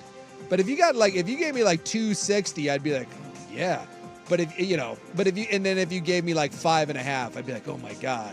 There's like a weird range in there. Everything from like 3 to like 4.80. I'm like, it just sucks. You're just bitter. I think it always sucks. I generally think it's going to cost me around $50 to fill up my car, and I don't look forward to it ever. So $50 to fill up your car? I don't know, That's probably. That's not bad. Yeah, you I don't mean, fill up your car. my do little you? Subaru tank. Oh, that's what it is. It's like a 13 and change gallon tank. So I don't know, maybe 60 depending on where I'm getting it. But I think mine's 20. It's over 100. It sucks. Airplane news. Say our Bronco, when we fill it up, that one, it stings a little bit. Airplane news. An emergency landing in Eugene today. A SkyWest/Alaska Airlines flight from LAX declared an emergency after being alerted that their landing gear was not working. I don't like that. No. According to officials from the Eugene airport, on descent, the pilots called in a potential malfunction. Officials say that the plane circled around for another attempt to land. During this time, the aircraft crew declared it was an emergency. But this is the part I don't get. At this time, it's not clear why an emergency was declared, because the flight was able to land safely. Huh. That's all the information we have on this relatively breaking news. This is a news story over on K2, but a state of emergency was declared, and then they were able to land safely with landing gear, it sounds like. I love that that's, like, new. That's breaking news. A plane couldn't land. We said we were in an emergency state, landed. but not actually. It was like one of those like manual. I know, like back in the day in the wartime, you could like manually crank it down. I've seen Memphis Belle. Like back in the day, you could like go get a hand crank and like churn some butter, and then your landing gear came down. I don't know if that works on the Boeing 737 Max. Someone just went down there and like Looney Tunes it in on, jumped on it enough until it came down. But I would imagine that landing without a landing gear would probably be pretty effing scary. I'm going to guess that this was like an instance of the light not coming on for the landing gear. And essentially, it is, I believe, required at that point if you don't have your indicators on.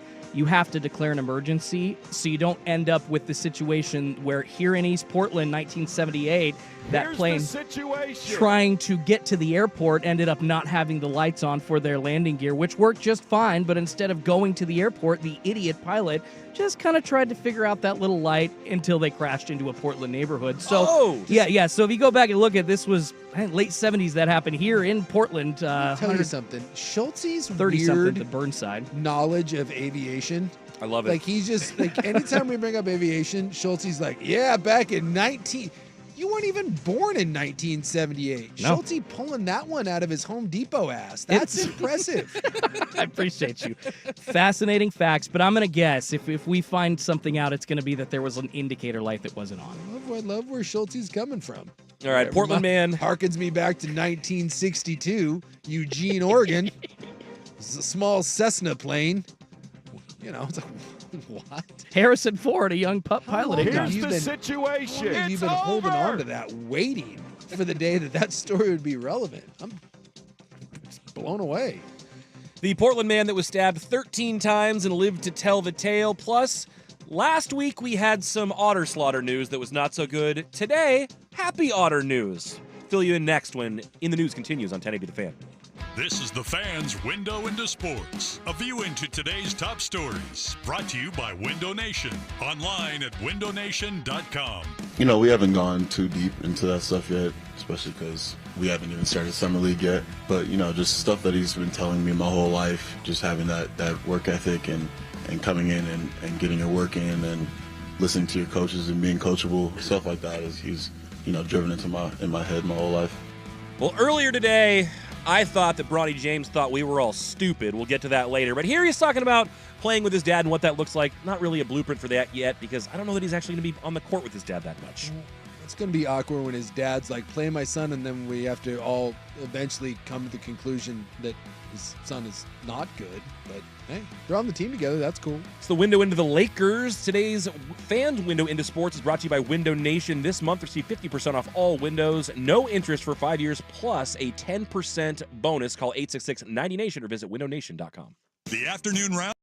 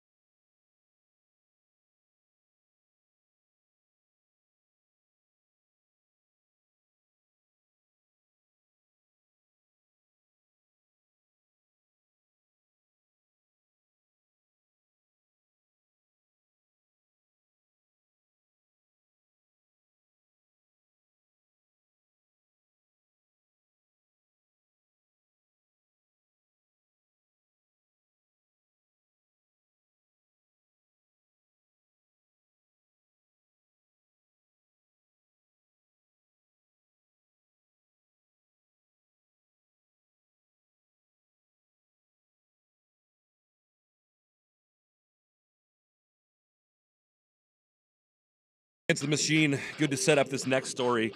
Things were getting wild in the transitional housing facilities in Portland here in the news. There's a report of a man named Ronnie Rosling who sustained 13 stab wounds in an attack at the transitional housing in North Portland. Apparently, he and another resident were arguing, at which point in time Rosling walked away. The suspect, who's been identified as Brandon Lee, then jumped on his back and stabbed him 13 times on the face, neck, chest, and arms. Rosling seems a bit much. Yeah, it does. And Rosling and a witness say that he was walking away from Lee when Lee jumped on his back and started attacking him. Well, there's more to the story than that. As we have surveillance footage, Rosling also clarified, well, I had a knife too. Okay, so here's what we have in notation form from the surveillance footage. Lee and Rosling arguing in the stairwell of the apartment complex while both holding knives. Lee slashes his knife, a large butcher-style knife, towards Rosling.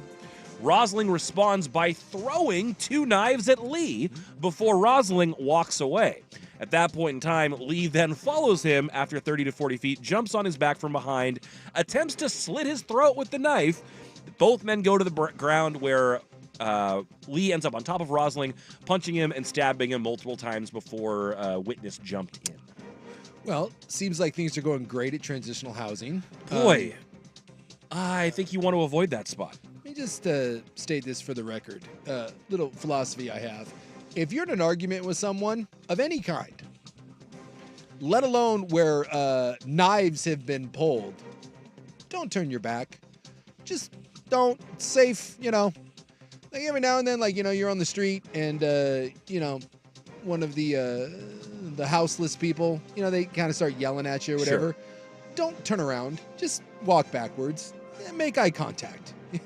It's like, I know with like dogs, they tell you don't make eye contact. No, make eye contact. You don't turn your back. Well, Someone's speaking got a of, knife, you're not what, I'm just going to turn my back and assume that everything here is going to be okay. That's poor form. Well, this witness said that she ran up on the men and started hitting Lee until he released Rosling, and then says that Lee turned on her and said, "You're next, and you better watch your eyes," before he walked away. I guess this Lee had made threats of stabbing other people in the transitional housing, and he was being confronted by Rosling. That's how we got to this whole place.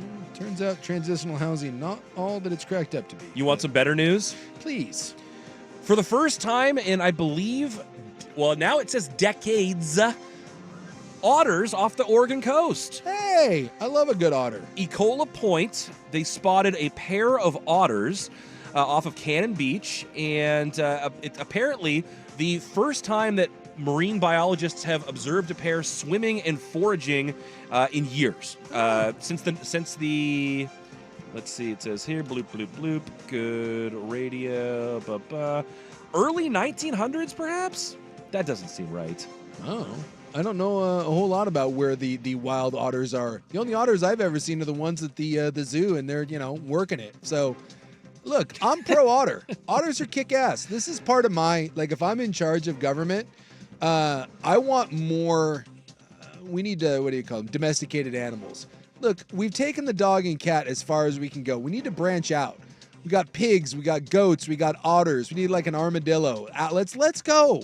Let's give us some more choice. Now that we got mini cows that people are doing, which seem pretty kick-ass. I'm kind of into that. You telling me I'm that into mini cows. You telling me if you had a cool water feature in your backyard, that you wouldn't want a kick-ass otter swimming around back there? Get some sardines and feed that thing. Let's go. So as I'm learning more about this, there was a greater otter population, but most of it was hunted and fished out in the early 1900s. And otters, a non-migratory species, so it's very rare that they make it up here just kind of on their own. But now they might be back. Go Otters. Let me just state for the record, otters kick ass. Let's go. Pro Otter radio show. 100%. Now I'm waiting for someone to tell me about how terrible otters are. And yeah, all animals are terrible. They're the animal world. Ever seen dolphins, the most beloved animals? Dolphins are a bunch of asses. Oh, they're vicious. They're They're jerks. terrible. Yeah, nothing is cuddly and fun in nature except for the sloth. Sloth never hurt anyone. Everything else is trying to gnaw something's head off. Otters are kick-ass. Agreed. Well, that is all the time we have for In the News. Coming up next hour, have to do some truth-telling, honest conversations about Bronny James and Team USA men's soccer. But the Hot 5 at 5 is coming up next on 1080 The Fan. Laurelhurst Market Steakhouse and Butcher Shop.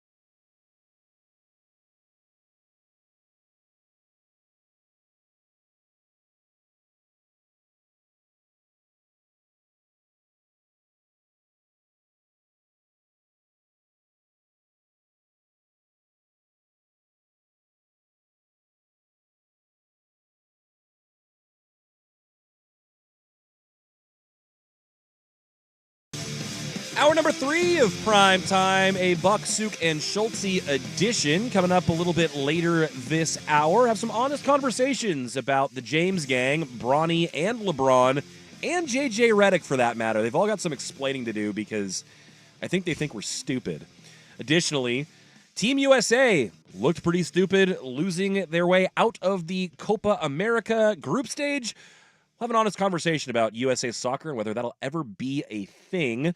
Do have some thoughts from the Vancouver Ford text line from our previous conversation, pointing out that I don't know why that because we didn't mention sloths, only otters. No, I mentioned sloths. Okay. I said everything in nature is brutal except for the sloth. The sloth isn't hurting anybody. And now we're learning that a sloth's claws can break human bones when they squeeze tightly. Stop it. When has a human ever been assaulted by a sloth? Every sloth video I've seen is some, nice man from Ecuador picking up a sloth and taking it across the street. Like, really? You're trying to do a sloth can crush your bones? I didn't know it was just animal on human crime. I thought this was like animals v. animals, too. Well, Mother Nature is a real bitch. Like, there's everyone wants to do we should be more like animals. No, we shouldn't. Have you seen what nature's got going on? Nothing dies well in nature. It's the most horrific, violent thing ever. Trust me, we kill everything, and yet I still think we're probably the nicest animal walking the planet. Animals are terrible to each other. Absolutely. 100% they are. People pointing out that they've seen otters in the Deschutes River. I have as well. It's really? Out at Sun River, Meadows Golf Course. I want to see some otters on the Deschutes. But sea otters are different than river otters, obviously. And so nice to have the sea otters back. But right now, it's time for the Hot 5 at 5.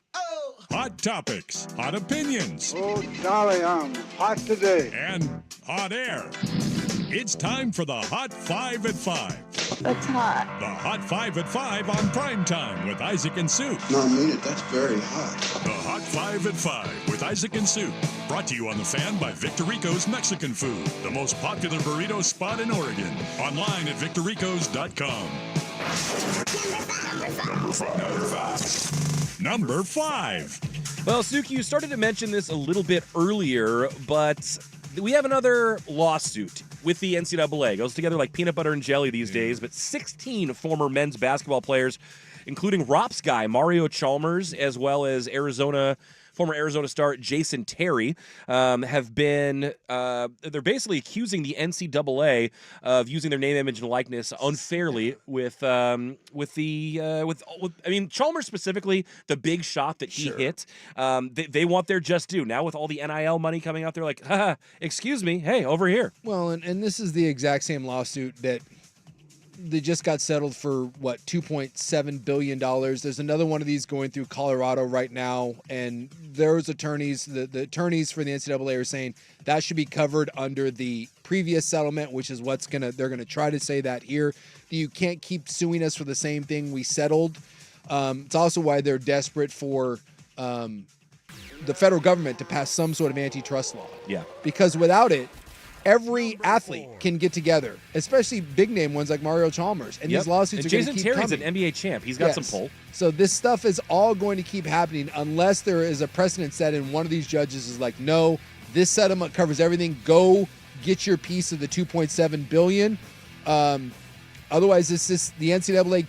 I guess they just declare bankruptcy because at some point they can't keep losing these battles, and they will keep losing them in court. No, you need some ultimate umbrella judgment to basically save you. Otherwise, this continues happening. And like I said, that's what they're trying to do with the $2.7 billion. They're trying to get every other judge wipe their hands of it forever and just say yes. Yeah. Everyone's entitled to this pot of it. This is the amount of money that we can settle for, and after that, we need to move on.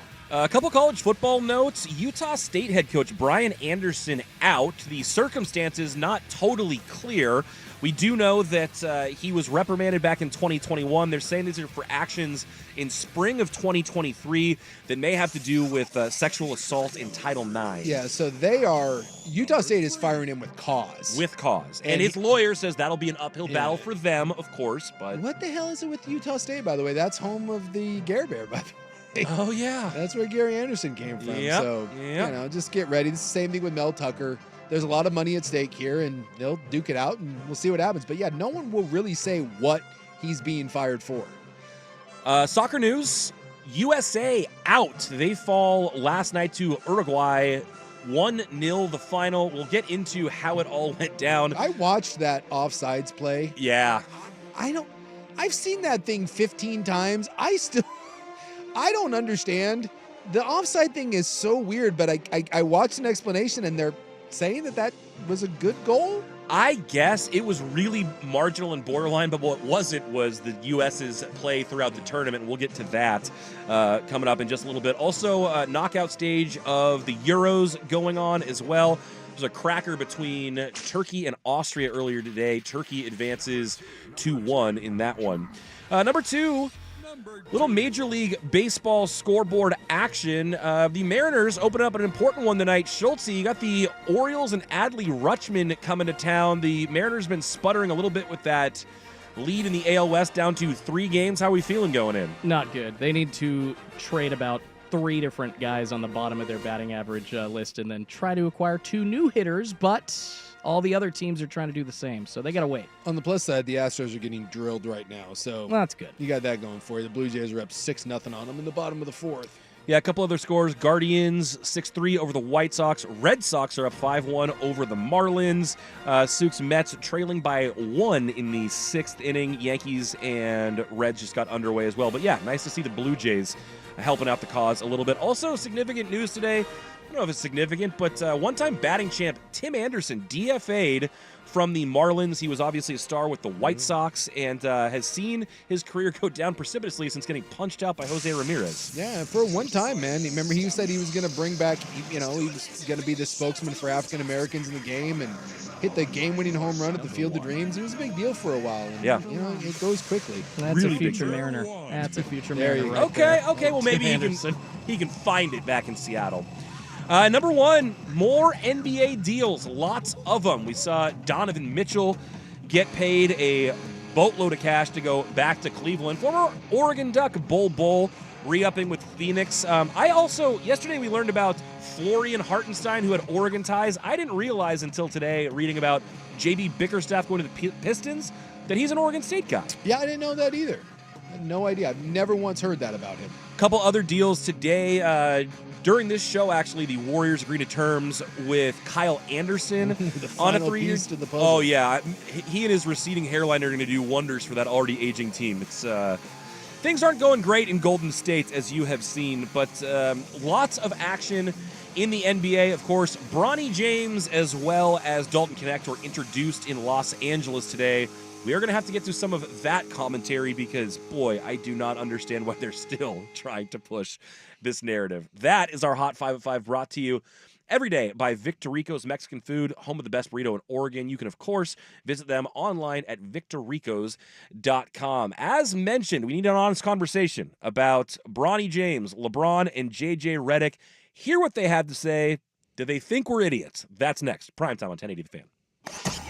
The home of Dirt and Spray. I'm Dirt. You guys are the Hoop Bros. I thought one of you'd be like, well, actually, Dirt, he was blah, blah, blah, blah, blah. My favorite thing for the night was a Blazer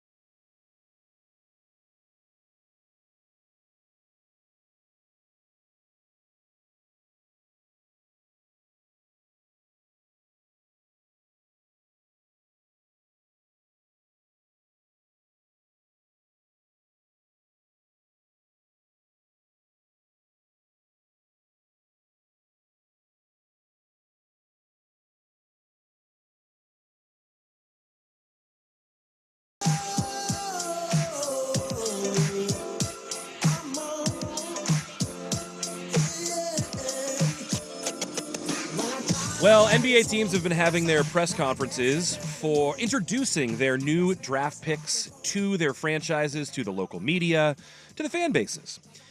So today we got the Lakers version of that. They only had 2 picks. One of them was Dalton Connect. The other one, Bronny James. So when they were on the stage together, how small is Bronny James? I mean, he looks tiny. It was so unfair and such a disservice to him to be listed at, and I don't know if it was his idea, but he was listed at 6'4" since he was in high school, and then he goes to the NBA Combine and he's 6'1". Yeah, and this, I guess, folds right into what we're about to talk about. Who do you think you're fooling? That is the subject of this here. I think that we're all past the point of thinking that Bronny truly earned or made this on merit, that this was anything other than a dream orchestrated by his dad from years ago. Yeah. But here we are today, and to their credit, they're allowed to do this, the Lakers. LeBron's allowed to pull these strings if he wants. The Lakers can say no. They're adults. LeBron can say that it has to be this way, and if it's not, I'm gonna leave. He has that power. He has that power. He wielded that power. But we're here now, and it seems like the Lakers are trying to insist that things aren't the way that we clearly know they are. First, I will give you J.J. Redick. Here's how he responded when asked about Bronny James, saying that, yeah, this was in fact earned. With Bronny, I want to clarify one thing you just said, which is Rob and I did not give Bronny anything. Bronny has earned this, right? Bronny talks about his hard work. Bronny has earned this through hard work. And for us, prioritizing player development, we view Bronny as like case study 1, because his base level of feel, athleticism, point of attack defender, shooting, passing, there's a lot to like about his game. And as we sort of build out our player development program holistically, he's going to have a great opportunity to become an excellent NBA player. This is where the whole thing is really, I kind of feel for the kid, because it's a joke. It's an embarrassment. Well, and it's a joke for the brand new head coach too. Well, that he has to toe this line. Like Klay Thompson flat out said, I don't want to go to the Lakers. Like, the Lakers have become a little bit of a joke of an organization. And look, they won a title with LeBron, and I love how we conveniently forget that. Like, LeBron James coming to LA was a success. Bubble doesn't count. Whatever, dude. You came to LA and you won a title. The thing is, for God's sake, mission accomplished. Mission accomplished. But from here on out, it really is kind of a joke of an organization, and it's viewed that way around the league. The only thing it has going for it is the fact that it's in Los Angeles, and people want to be a Laker. But I mean, from Anthony Davis being pushed there, obviously by Clutch, to LeBron James firing and hiring whatever coach he wants, to completely the mismanagement of every coaching search that you have, hiring his podcast co-host, and to now this hunk of crap. Like, and you can sit up here all you want, but like, this idea that this is anything other, and by the way, you're getting people to go along with it. Like Woj, who supposedly is this respected NBA guy, went on a rant on draft day about how nepotism, I don't want to hear one word about nepotism because it's everywhere. Because it's everywhere. That doesn't make this not extreme nepotism. And now you're sitting up there and you're saying that, it's a player development program, but you signed him to a fully guaranteed deal so he can't go down to the G League. If it was part of the developmental program, he would be in the G League. How are you going to develop sitting on the bench in close games? At some point, and this is where the LeBron thing is interesting, at some point you are going to have to, there is an end to this. At some point, LeBron James is going to have to face the facts that his son is not a good basketball player. Not at this level. I mean, the idea that like you sit up there and you say that he earned it, he averaged like 4 points a game. Look, it's a really cool story that you wanted to play with your kid and now you get to play with your kid, but at some point it's not LeBron James's plaything anymore. It's an NBA team. And you're forcing your head coach, you're forcing your general manager now to go up there and spew this line of crap simply because your star player who's 40 years old is demanding it of you. I honestly think it just makes the Lakers as an organization look really bad.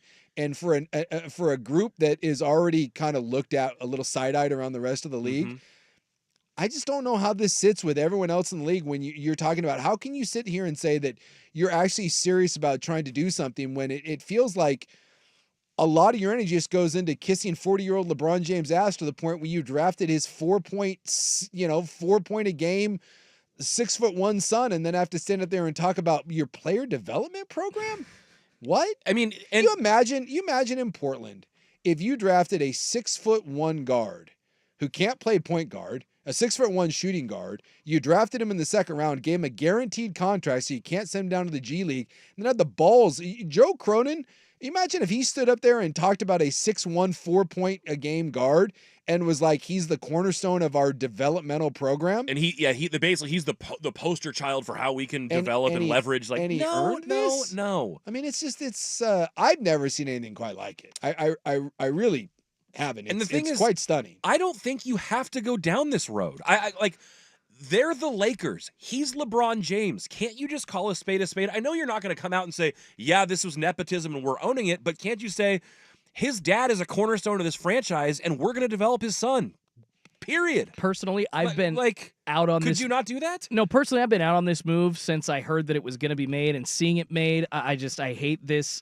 I look at it in a vacuum and compare it to the only other father-son instance in a professional game that's ever happened. The last one was Ken Griffey Jr., Ken Griffey Sr., and Sr. actually still had the ability to hit home runs. That's the difference. Yeah, and when you look at this... Both of them were capable. Bronny is not capable of being a quality NBA player right now. And when you look at he's not capable of being any NBA Yes, player. correct. Both of you are right. And then when you look at the way the Lakers are acting like this, I would maybe be a tiny bit less out on it if they do what you were just saying, is just call a spade a spade. Although I do believe they would get in trouble for some kind of NBA anti-tampering violations that they committed. I'm sure that there's some stupid motivation. I just am rule-breaking avoidance behind that. It is the most amazing thing, to the point of calling teams, do not draft us, we're going to go to Australia, refusing to work out with people, and yet you're still pushing the narrative that nothing was given, this was all earned.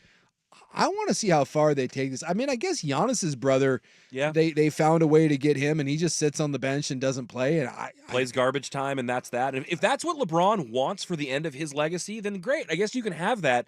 But it feels like now that it's this unserious dog and pony show where they're trying to tell us one thing when we really know that it's another. Well, at least with Giannis's brother, you just never hear from him. Sure. Like he sits on the end of the bench, he waves a towel, and you hear nothing. And he's kind of a punchline, honestly. Yeah. Like NBA Twitter has a field day with that dude because he's not good at basketball, just like Bronny's not good at basketball, and is going to become a punchline himself. He wasn't handed a guaranteed contract either. I believe he was low 50s in the draft. And he was a G League guy. Yeah, and he had to go on a two-way. LeBron James's kid said, no, I will not do that. It is, and it's just, I'm fascinated to see how this plays out, and if LA just kind of turns into just a punchline. And in some ways, I shouldn't feel bad for the kid because the kid's fine. He's got $1 billion because his dad has $1 billion. The kid's got Nike deals. He's the only pick ever at number 55 to come out with a Nike ad right away. He makes a bunch of NIL money. He's fine. But just the idea of, I've never had nepotism. No one's ever given me anything because my family isn't anybody. And I don't know. I would feel really weird. Like in some ways it's like, you're the guy that thinks the stripper really likes you. You're the guy that's a great call. You're the guy that thinks the hooker is in love with you. Like, seriously, like, does he really believe that when he stands up at that press conference and in the way he talks? He can't, right? I think he does. Like, again, I believe me, there's plenty of guys that think strippers and hookers love him, and that's kind of what this is. And I'm interested to see what happens the first time he goes out in a summer league game, or God forbid he gets into an NBA game and just gets. He couldn't really stay on the court at USC. I mean, I don't know how this ends, but I can't believe that it ends well. And, if LeBron's 40, if he's got one more year, like as soon as LeBron's gone, do they just cut the kid and be like, dude, this is adorable, but you get the hell out of our facility. And then eventually do they have to come out and be like, all right, like, look, LeBron's gone now, he retired, and look, we were blink twice if you're okay. We were held hostage. Well, a lot of people believe the only reason that Bronny came out of the college game when he did was because this draft was so weak. Obviously, the clock is ticking on LeBron as well, but I think people think he could play 2 more years. That wouldn't be a problem, but he would have a harder time being justified being drafted if he'd come out next year. Bronny was asked about that specifically at the press conference today. Here's how he responded. You played 1 year at USC and joined the team, after the season already began. What about the timing to come into this year's draft compelled you to make that decision? And then how much of a consideration was, my father's still an active player? For me, I always try to put that narrative of me trying to get my name out for myself. But just coming in and trying to get better, Rob has told me that there's a great development system here. So I just want to come in and get my work in and get better every day. But I never really had a thought of, me going to play with my dad, but that's always, there to, take part of. But that wasn't a main focus of mine to do. Excuse me? God, I wish I was at that press conference. That is the only focus. What are we doing? Again, how dumb do you think we are? And maybe you're right. Maybe he does believe it. I don't know. It's so weird that we can all go along with a lie and no one, I guess everyone's just afraid of LeBron because NBA analysts won't do this. People that cover the team won't do this. Dude, you averaged 4 points a game and you came off the bench for the second worst team in the Pac-12 and you entered the NBA draft and stayed in the NBA draft. Way earlier than you had any business doing. You refused to work out for any team other than LA and Phoenix. But didn't give a second thought to the fact your dad's still an active told player. Everyone else that you wouldn't go to them if they drafted you, and yet you have the ball. This is why it makes me not want to like the kid, because it's not his fault, but he's stuck in the middle of it, and he's gonna be the face of it all. You never had a thought of playing with your dad? Come on. I don't know, man. It's weird, and I'm kind of rooting for the crash and burn. I want to see this goes, and I also want to see what his teammates say. Like, it feels a little state-run media-y, where it's like you're gonna say this, and you're gonna say this, and you're gonna play that part, and everyone's gonna be okay with it. It's like a Kim Jong-un, Vladimir Putin sort of thing. Yeah, here's a window and an elevator shaft, and I'd hate for you to fall out of one, but like in the NFL. And again, I'm not like I'm around a bunch of NFL or NBA locker rooms. I used to go down and cover the team a bunch. So, I don't know. Maybe this is different. But, dude, NFL locker rooms are brutal. Mm-hmm. Brutal. And maybe NBA locker rooms are a softer, safer space. And maybe LeBron just has such pull where it doesn't matter and no one dares question the kid, right? And that would have to be the only major difference, that anybody else who would maybe act that way towards him thinks, I don't want to get on LeBron's bad side. I'm just trying to think what it would be like if someone on an NFL roster, there's those NFL roster spots, much like NBA spots, you get down to that 53rd spot. For someone, that's a big deal. Yes. Yep. For the guys that didn't get drafted at 55th, that was a big deal. It's a big deal. And for to go into the locker room, know that you have a spot and you have no business being there, dude, the NFL and there's no risk of it being taken based on performance. You would be ragged every day, all day. And people would rag, like if your kid, I guess like an older player, I guess it'd have to be a quarterback, like Tom Brady's kid, whatever. I'm telling you, dude, they would, as much as they love Tom Brady and Tom Brady, everyone fears, dude, they would make fun of Tom Brady. It's just NFL locker rooms are different. So maybe NBA groups and LeBron is just that powerful. And he is the sun and everyone else rotates around him and no one dares. But it will be interesting when they're on the road. This is just going to be weird. This is the Real Housewives of LA, but in basketball form. It's really strange. If you're Bronny James, do you really want to be LeBron's bitch? I know it's your dad, right? But that's what you are. You're the team. This is like the kid who pretends that he likes fishing because it's going to make his dad feel good. I'm not saying Bronny doesn't love basketball. He probably does. I'm not saying he hasn't worked hard like JJ Redick said. He probably has. But does he really want this? Or is he just doing it because it's dad's dream? I don't know, dude. It's just this is one of the more interesting stories, and it's gonna get covered a lot. And it's strange because the kid's never gonna play in the NBA, and he's the 55th overall pick. But I'll bet you that he gets covered more so than 90% of the league. Which again is going to be weird. That if you're on the Laker team and your goal is to win a championship, and you're Austin Reeves or Anthony Davis, and you spend half your time answering questions on a kid that you know good and damn well shouldn't be sitting in that locker room. I wonder if eventually, especially if it gets off to a rough start and LA doesn't win and LeBron's hurt, or what if he's DNP for the first dozen games and people start asking about locker room chemistry? And that's what I'm saying is like if LA loses, and look, by the way, LA didn't make the playoffs last year, so just saying, like if LA is sputtering and they're 6 games below 500, they're out of playoff contention, and this is a storyline. I wonder what other players on the roster are going to eventually have to say. And as Schulte pointed out, the last time we saw this was with the Griffies. This is a totally different day and age that we're living in now, and that was really cool and unique back then, and it worked. And this could be, as you mentioned, a total disaster. I, for one, will be interested to see how it plays out, and also how JJ Redick is supposed to navigate this whole thing. He's supposed to get him minutes at the end of the night. What? They can't give him the edict to play him. No. Right? I wouldn't say to play him, but at what point do you throw him in the game when you're down by 20, and do you put him ahead of somebody else who doesn't need the work? I don't know.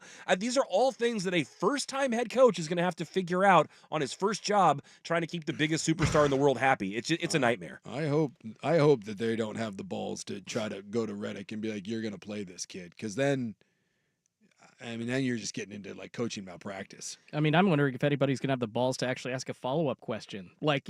Perfect follow-up to that Bronny answer we just heard. So did your agent not tell other teams other than the Lakers that you were going to go to Australia and So play? if it wasn't about your dad, why didn't you work out for the other teams? It does seem like a very simple follow-up Seriously. question. Yeah.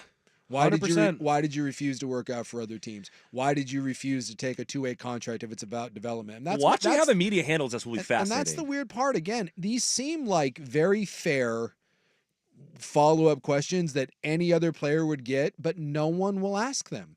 And again, it goes back to how much fear and leverage does LeBron James have? And for anybody to compare this to anything but a father-son instance playing on the same field or court together, in my opinion, is absolutely disingenuous. Yes, you can say that an executive has helped his kid get a spot on a roster, that brothers are there. You're right. Keldon Blevins, the cousin of Damian Lillard. If any of you can come to me and say, oh, that's the exact same as one of the most powerful basketball players in the history of the game, basically making this happen and making fake history, you're crazy.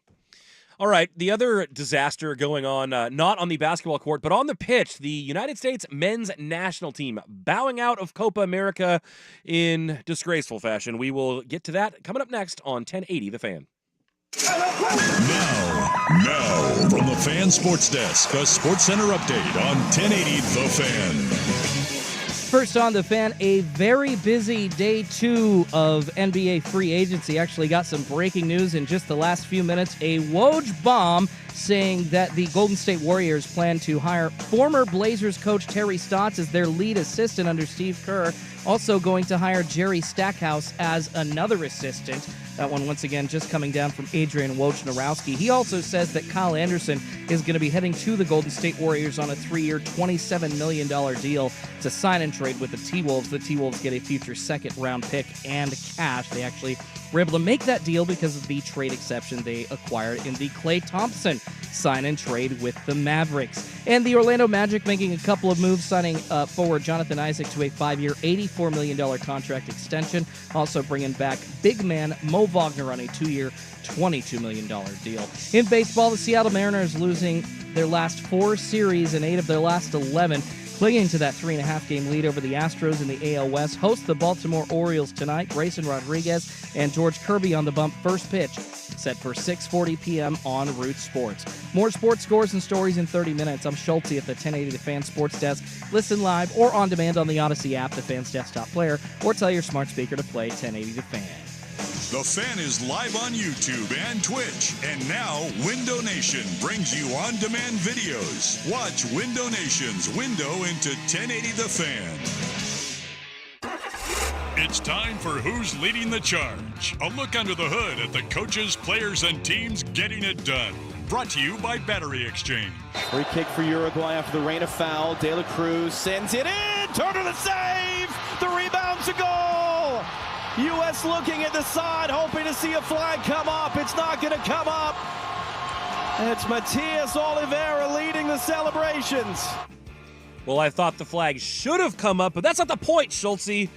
Disgraceful stuff from Team USA as they get bounced out of the Copa America tournament. No, there's no shame in losing to Uruguay, who's one of the best in the field, but the way they went down, really ugly, and we will be talking about it coming up. Who's leading the charge is Uruguay, powered by Battery Exchange. Power up your spring and summer at Battery Exchange and mention code BXT10 at checkout for 10% off your entire purchase this month. Online at batteryexchangewithanx.com. Hey, it's Dusty. Craving something.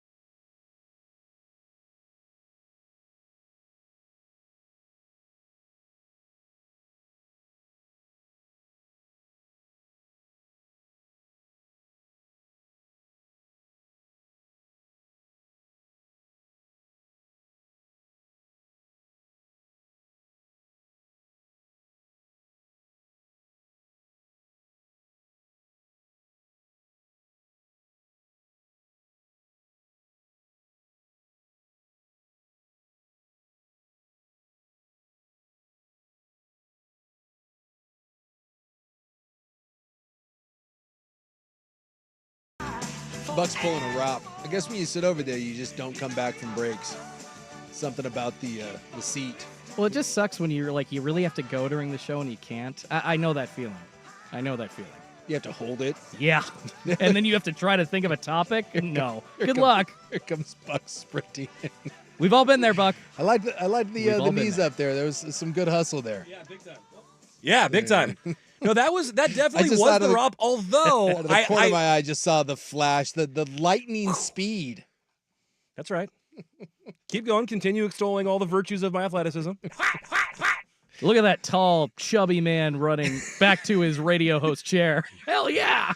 Well, usually Rob leaves before the branded report. I at least hung in through that, and then I thought I had enough time to... Well, I had to squirt. I did have to squirt, and I thought I had enough time. I did not. It happens. I was once shoved out of the way by Rick Riz. Oh. You know, play-by-play, like you have a very limited amount of time, and we were up there. We went up for opening day. I guess it wasn't opening day. It was the M's opening, home opener.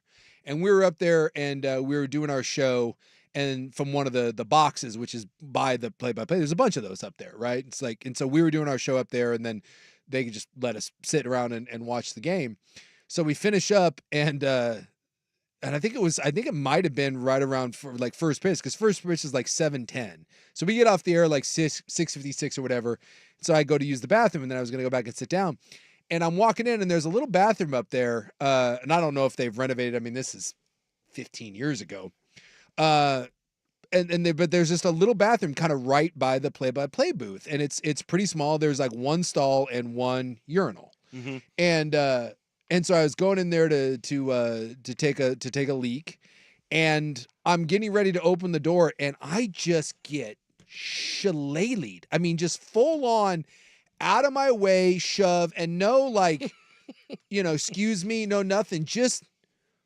I got places to be, man. Right? And so part of me was like, what the hell? Like, you're like, what just happened? Excuse me. And then I realized it's the great Rick Riz. And he ran in, and I was like waiting, and Rick Riz ran in, took a pee in like 7 seconds. Dude, it was impressive. was like watching a NASCAR pit crew. And as like quickly as he went in, but I hate to say this, there was no hand washing. I think Sometimes you don't have the time. Riz was in, boom, sprint out. It was just a whirlwind, and I was like, "Oh my gosh!" And that was like, well, I'm sure in their business is like, "Hey man, you got a short break. You got to take care of it." Like, who am I? That's Rick Riz's urinal. And I'll be damned if you're getting in the way of that toupee as it runs by you. I'm impressed with the speed of the pit stop because, like, once you start, you can't just decide you're done. You know, like that doesn't really work. That I think way. he just builds it up and then he just like rocket fires out and then he just turns. Well, super so. The whole thing was the entire interaction was less than 30 seconds, and that must have looked super weird because he's very short. If Yes. y'all don't know this, Rick Riz is like 5'2", 5'3". Yeah. And Very like he short doesn't guy. know me from Adam. No. You know, so I'm just some just some idiot in front of him and The I fact did that he not had the like, balls to well, push you out of the way. Well, again, I think that's Rick. My guess is he had to be back for first pitch. And my guess is that is his urinal. Like, because there's not many people up there. Sure. Like there's the only reasonable option for him there. Yes, like there's no other real option for him to go, and it's like up there was like the home radio booth, there was the visiting radio booth, and then we just happened to kind of be, and it was like a one-off. I'm guessing there's just not. That's his bathroom, and so like in his mind, yeah, you know, you can't. And has there ever been a baseball announcer miss first pitch because you're taking a leak? I'm guessing they take that, unlike Rob, I'm guessing they take that pretty seriously. I hold no ill will towards Rick Riz. I'm apologizing that I was in his way. Rick Riz has places to go. I didn't have places to be. I was going to go get a dog and a beer. I saw that almost happen once. I was working a game in the San Francisco Giants game truck, and the Giants broadcasters are both former players, Dwayne Kuiper and Mike Krukow. And Dwayne Kuiper's older brother, Jeff, is actually the producer of the broadcasts. So he, like, it's his brother, his little brother he's talking about, so he has no problem talking mess about him. And Dwayne was damn close to being late for that first pitch, and Jeff was just mother effing him over the mic, like, where is that stupid SOB? Like, just scream at it. And sure enough, Dwayne was back within 15, 12 seconds of the first thing he had to say. But those guys, it's touch and go sometimes. Yeah, I mean, I'm sure it's happened. You know, I mean, Joe Paterno pooped himself. He had to run into. I mean, those things happen. You just don't seem to hear about him very often. I heard you would think it would happen more. And I bet it does, that guys just don't want to divulge that.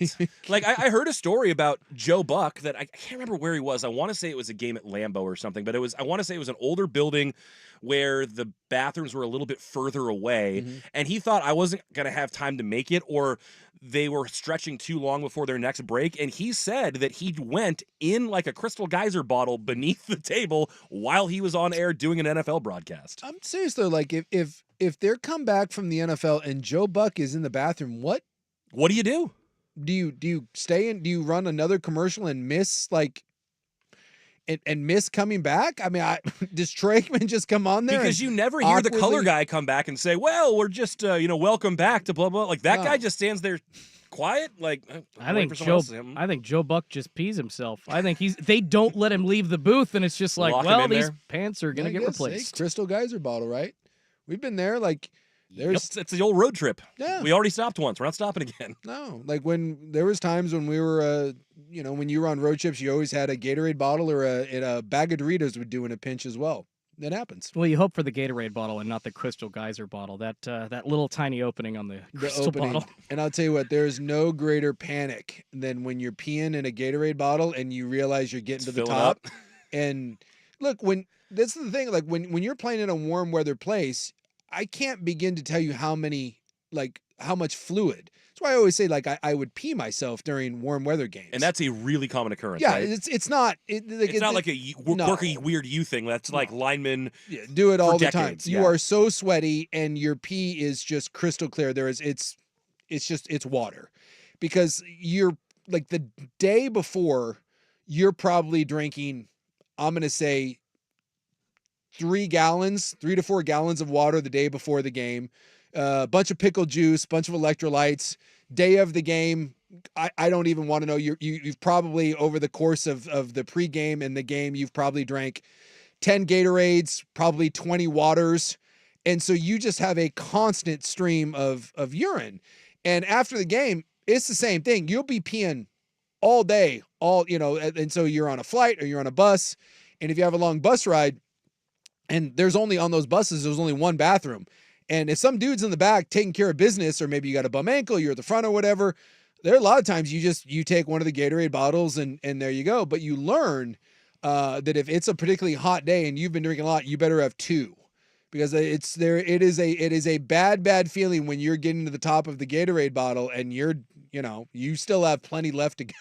You still have plenty left to go. I don't like to stop. It stings. Yeah, and then you got to do the L switcheroo, which is why the Dorito bag, hot swap. Yeah, or like a Subway sandwich bag, it will do. Oh my God. It will do in a pinch, because you would usually get some sort of sandwich or something or chips, and so sometimes you would.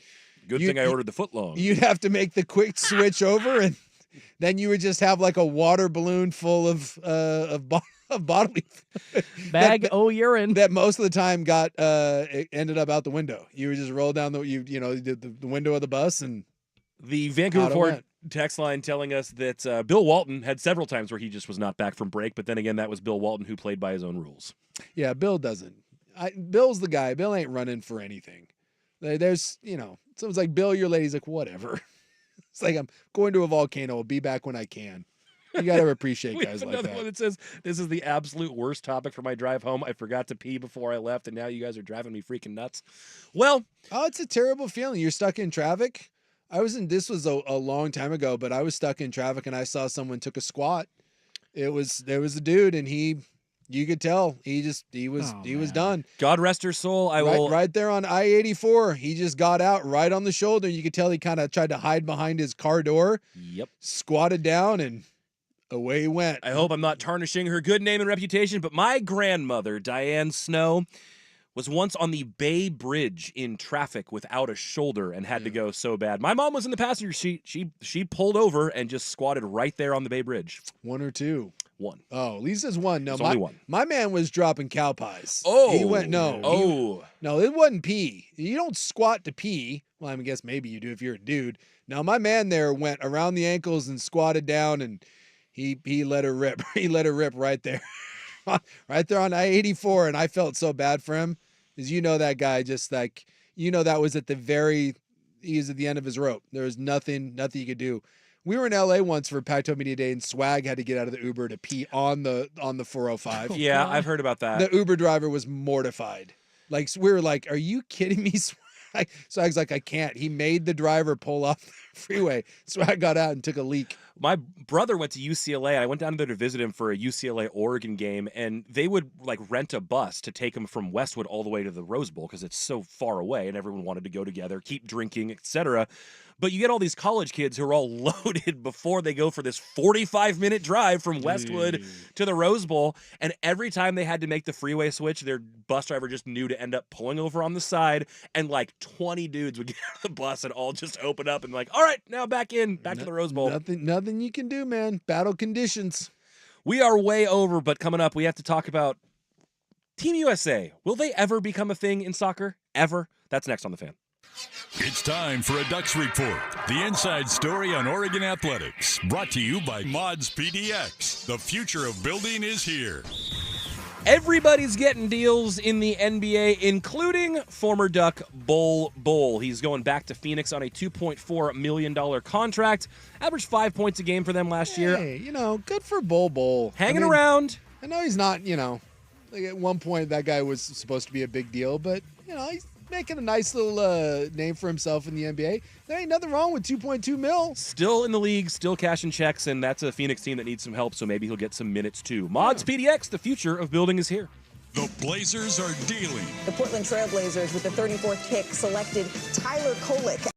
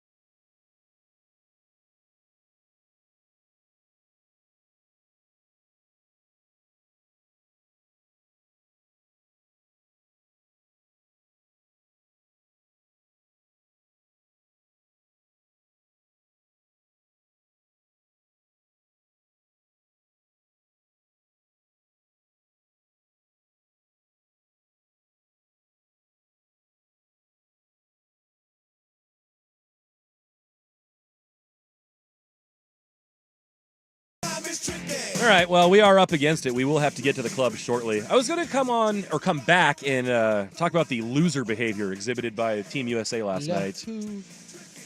There were a couple things, and we can talk at length maybe more tomorrow about what the future actually looks like, but there was one thing in there that I absolutely hated, and I get that everyone has to be scoreboard watching because it matters, but the excitement with which their manager told them the other game was tied 1-1 and that they were basically going to be through if the result held. There's this image of their head coach going 1-1, 1-1, like letting everyone know that you can settle for a tie now? There's still 30 minutes left in those games. And by the way, Panama ended up scoring 2 more on Bolivia. So if you had just sat there and waited out the tie, you would have still lost, you losers. Buck with a hot loser soccer take. I mean, okay, clearly you knew you were up against it going in. You knew the team that you were tied with was playing the worst team in the group. You need to be going for a win regardless. Yeah. So telling your players, guys, we're good, it's 1-1 in the other game with 30 minutes to go is stupid. I felt like I knew at that moment, these guys are going to get lax and they're going to blow it, and they did. Yeah, and they didn't score a goal. No. Right? 1-0. Right, they needed to. The thing is, if they had held 0-0, they still wouldn't have gotten through because Panama won. But by telling them 1-1, you're telling them, hey, we're good if everything holds. There's a whole other game happening. You guys need to be playing to win, period. No, it is a little weird in that how many years now have we felt, and I know we'll talk about this tomorrow, but it as someone who's trying to get into soccer, and the women's soccer team is what got me into soccer. Yeah.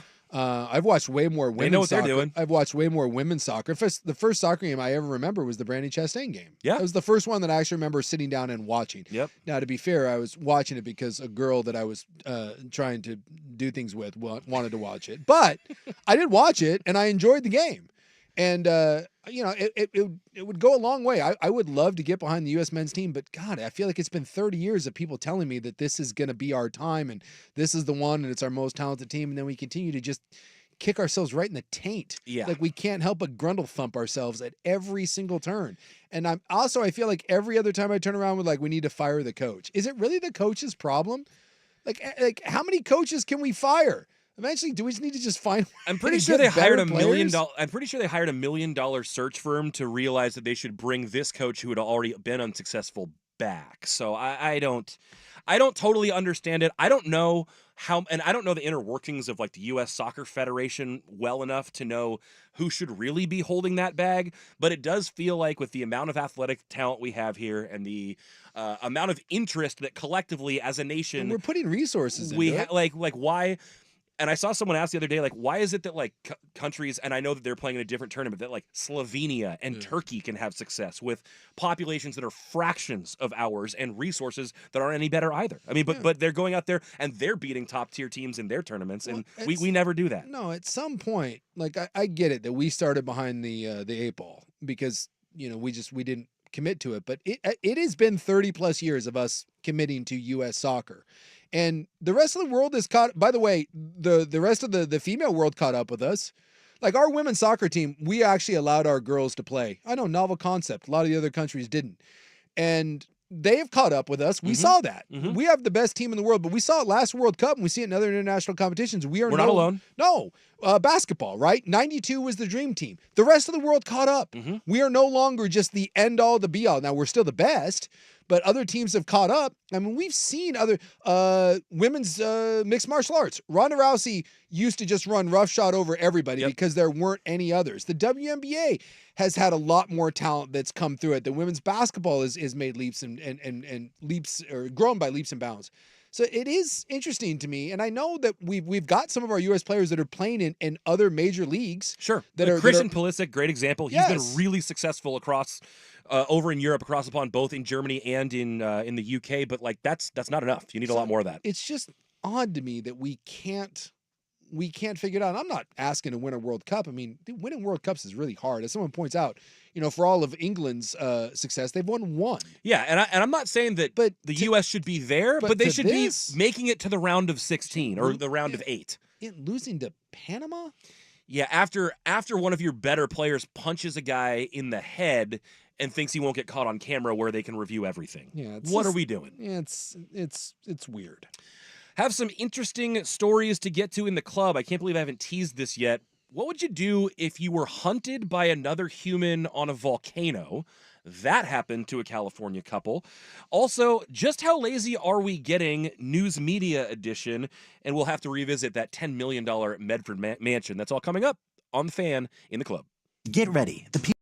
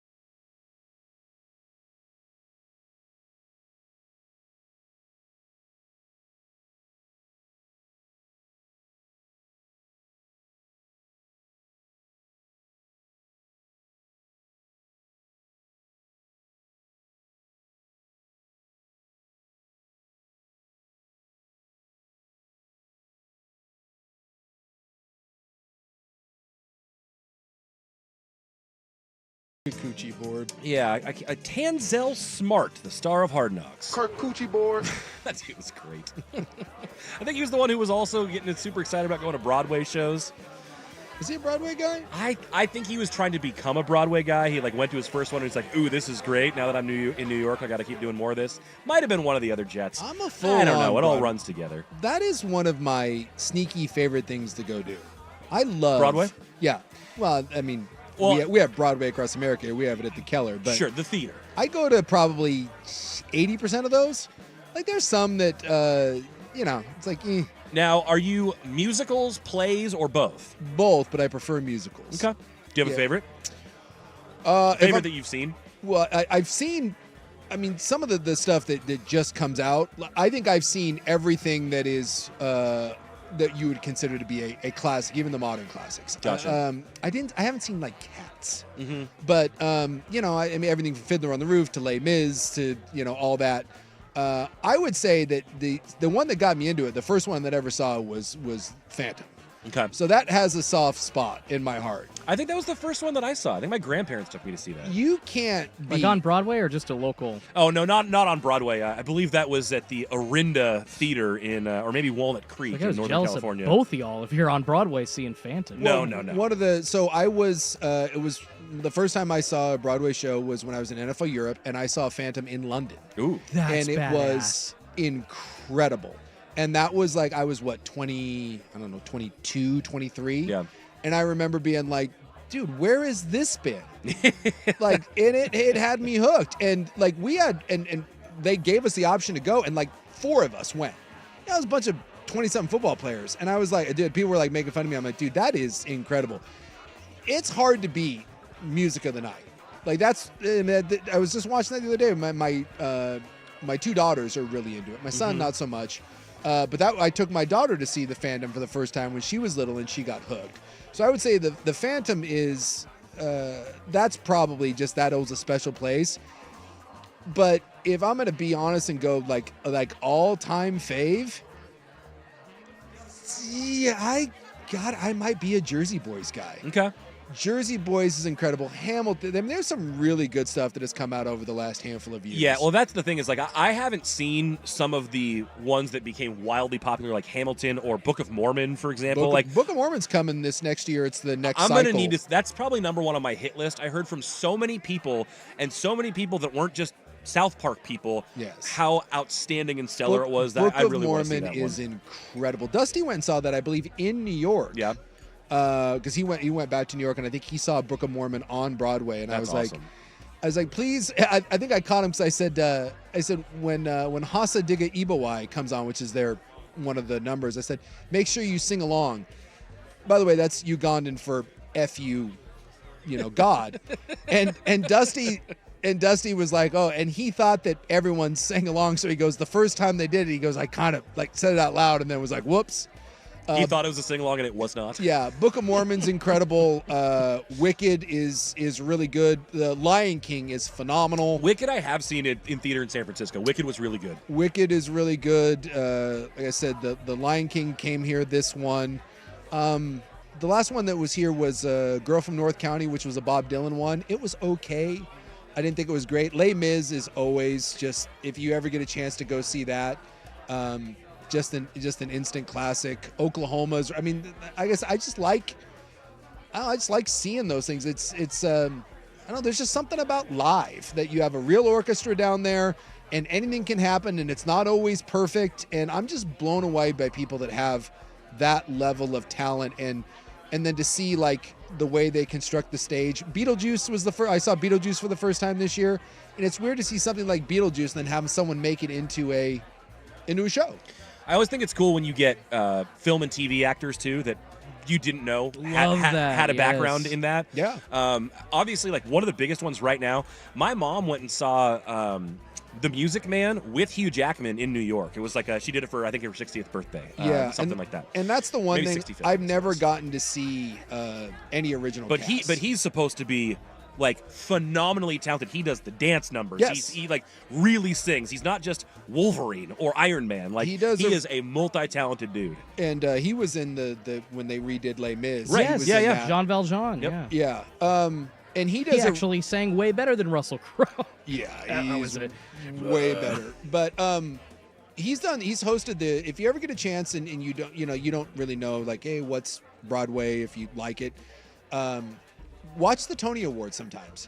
For all the crap that we crap on award shows and Oscars, and that, the Tony Awards is amazing. And Hugh Jackman has hosted a bunch of times, and he did, look up on YouTube, he did one where him and Neil Patrick Harris they do a big opening number.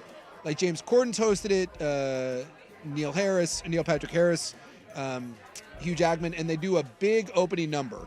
And it's freaking amazing. And Hugh Jackman and Neil Patrick Harris did one together, the Anything You Can Do, I Can Do Better, and it is incredible. And the cool about the Tonys is they bring the cast in, and all the nominees do a number from their musical.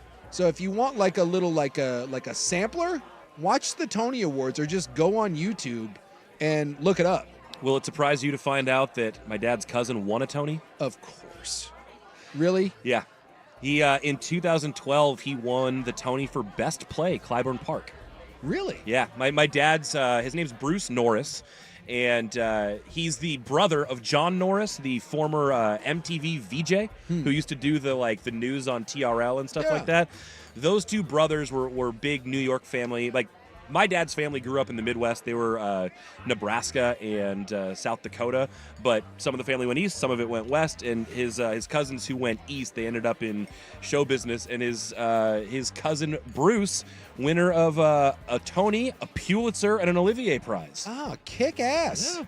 I've never seen Clybourne Park, and I've only met Bruce one time out on the West Coast, but yeah. The Tony blood runs in the family. Well, Keller does it. We have Broadway Across America, although the season I think is over now, and so it'll kick in. I think the end of the year and then into January, and there's some really good ones next year. I know Book of Mormon's part of it, Hamilton's part of it, and Wicked, and I think there's a couple others, obviously, but those are like three big highlights. And if you've never seen any of those are some of the best modern day, newer ones. And all of them I couldn't recommend more. And Hamilton's a force of nature. I've heard. It's so well it's done. amazing. Yeah. And I don't even particularly, my daughters got obsessed with it. And the music wasn't necessarily my cup of tea. I'm not the biggest, R&B rap fan. And so at first I kind of was like, whatever. And the more they played it, I was like, "Oh my God, this is catchy." It's catchy and it's smart, right? I mean, all the words matter. It's all genius. And I'm telling you, when you get into Hamilton and you see what Lin-Manuel Miranda did, and it took him 7 years to write that, it is freaking incredible. That may be some of the best writing.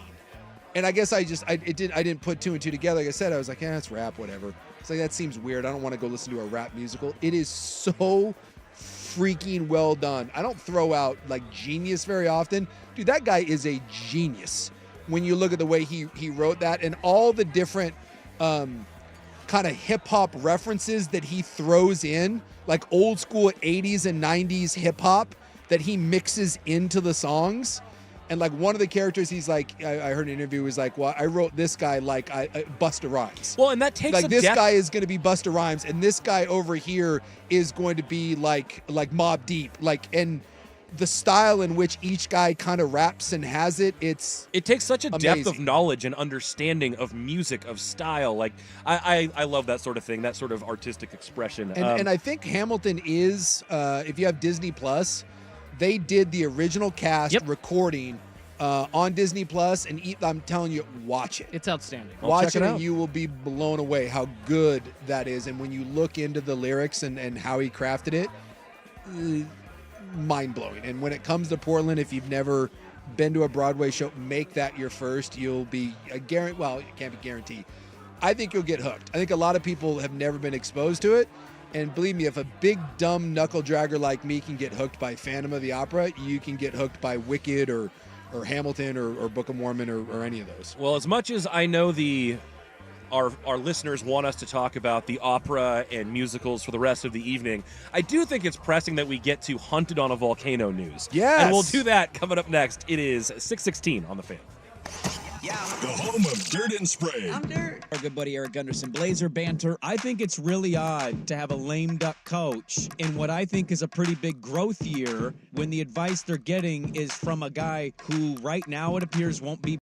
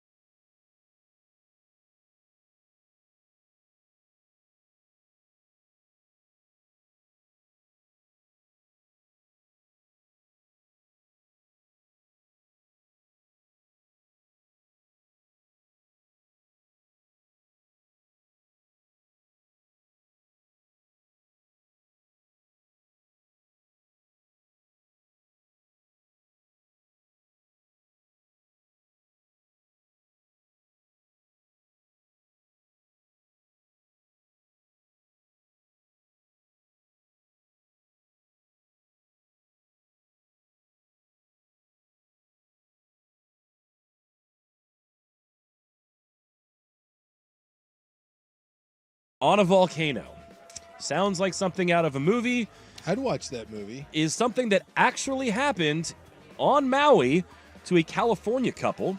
Who are they being hunted by? So here's the story. This is Please. Justina and Alex Lucero. They're musicians from Santa Cruz, and they were visiting Maui in early June for work. So they're playing gigs. Okay. And on their day off, they went to Haleakala National Park. That's the big volcano on Maui. Sure. They said everyone was wonderful. All the locals and tourists we ran into were great.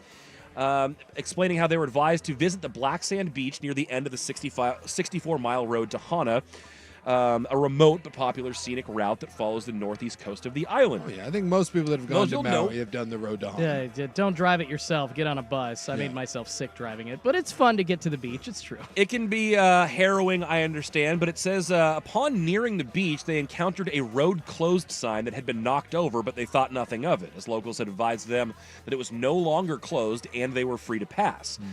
They said, we weren't suspicious or anything. We told the locals we were told that the locals there just use the same road. If they come up behind you, just pull off to the side, let them pass, so that we're not, slow looking at scenery, etc. Sure. They said a truck came up behind them. They thought nothing of it. They pulled over to let them pass, but after rounding the turn, they found the truck blocking them, and a masked driver jumped out. Oh, boy. Yeah, he jumps out, comes right at us with a gun, and stops us in the middle of the street, Justina said.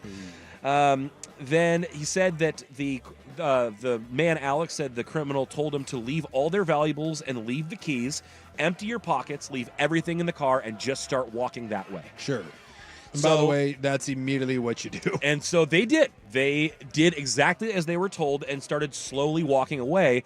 But then they heard their car start and start to speed towards them. So they were afraid they were going to get hit or run over. And so they ran into the brush. At that point in time, they said, well, now he's coming towards us. So we decided we were going to go from a fast walk to a sprint up this gulch. And then ended up going straight up the ashen face of the Haleakala volcano. He's yelling for us to show ourselves, saying, yeah, I'll find you, I'll find you. Ooh. And at some point, he heard him start counting down, and then at the end of it, he heard a gunshot go off. So holy crap. They're like, we knew the gun was loaded, we knew he meant business, we just had to keep moving. So the amount of poops that I would have taken in my little Maui hiking shorts. Says off the chart. As the couple pressed on, the sun began to set, and their pursuer was joined by 2 more cars, and they could see people were searching the area for them with flashlights. Then a drone was deployed, scanning the landscape with a spotlight that brought a new wave of terror and fear. What in the God? Yeah. Says the feeling of being hunted, not knowing the extent of what they would do to us and what they wanted, was crazy. I had to mentally come to the conclusion that we were going to die, said the husband. Or the boyfriend, Alex. The couple kept running through the night. They stopped at a waterfall to drink fresh water. At daybreak, they saw men riding on horseback with dogs, but they weren't sure if they were friendly or local enemies. Who are they being, who is this? Are they being hunted by, the Planet of the Apes? You got men on horseback, and now you got, drones? Well, so those might have just been random dudes on horseback, but they didn't know that they weren't people associated with the ones who were chasing them, so they were too afraid to approach them. I guess. No kidding. So they eventually found a shelter where a park ranger was stationed, and this was more than 24 hours after they had been, moved from their car. And the ranger helped them. The police quickly determined that the nature of what they described did fit the behavior of a local known suspect who the police said was a menace who'd been terrorizing the island. So it says a week later, Christopher Helmer was arrested by the Maui police on unrelated terroristic threat and kidnapping charges, but had also been caught riding in their rented Mustang and allegedly tried to use their stolen credit cards across Maui. Huh. So they got him. They get their stuff back and all They got that? the guy. He's off the streets.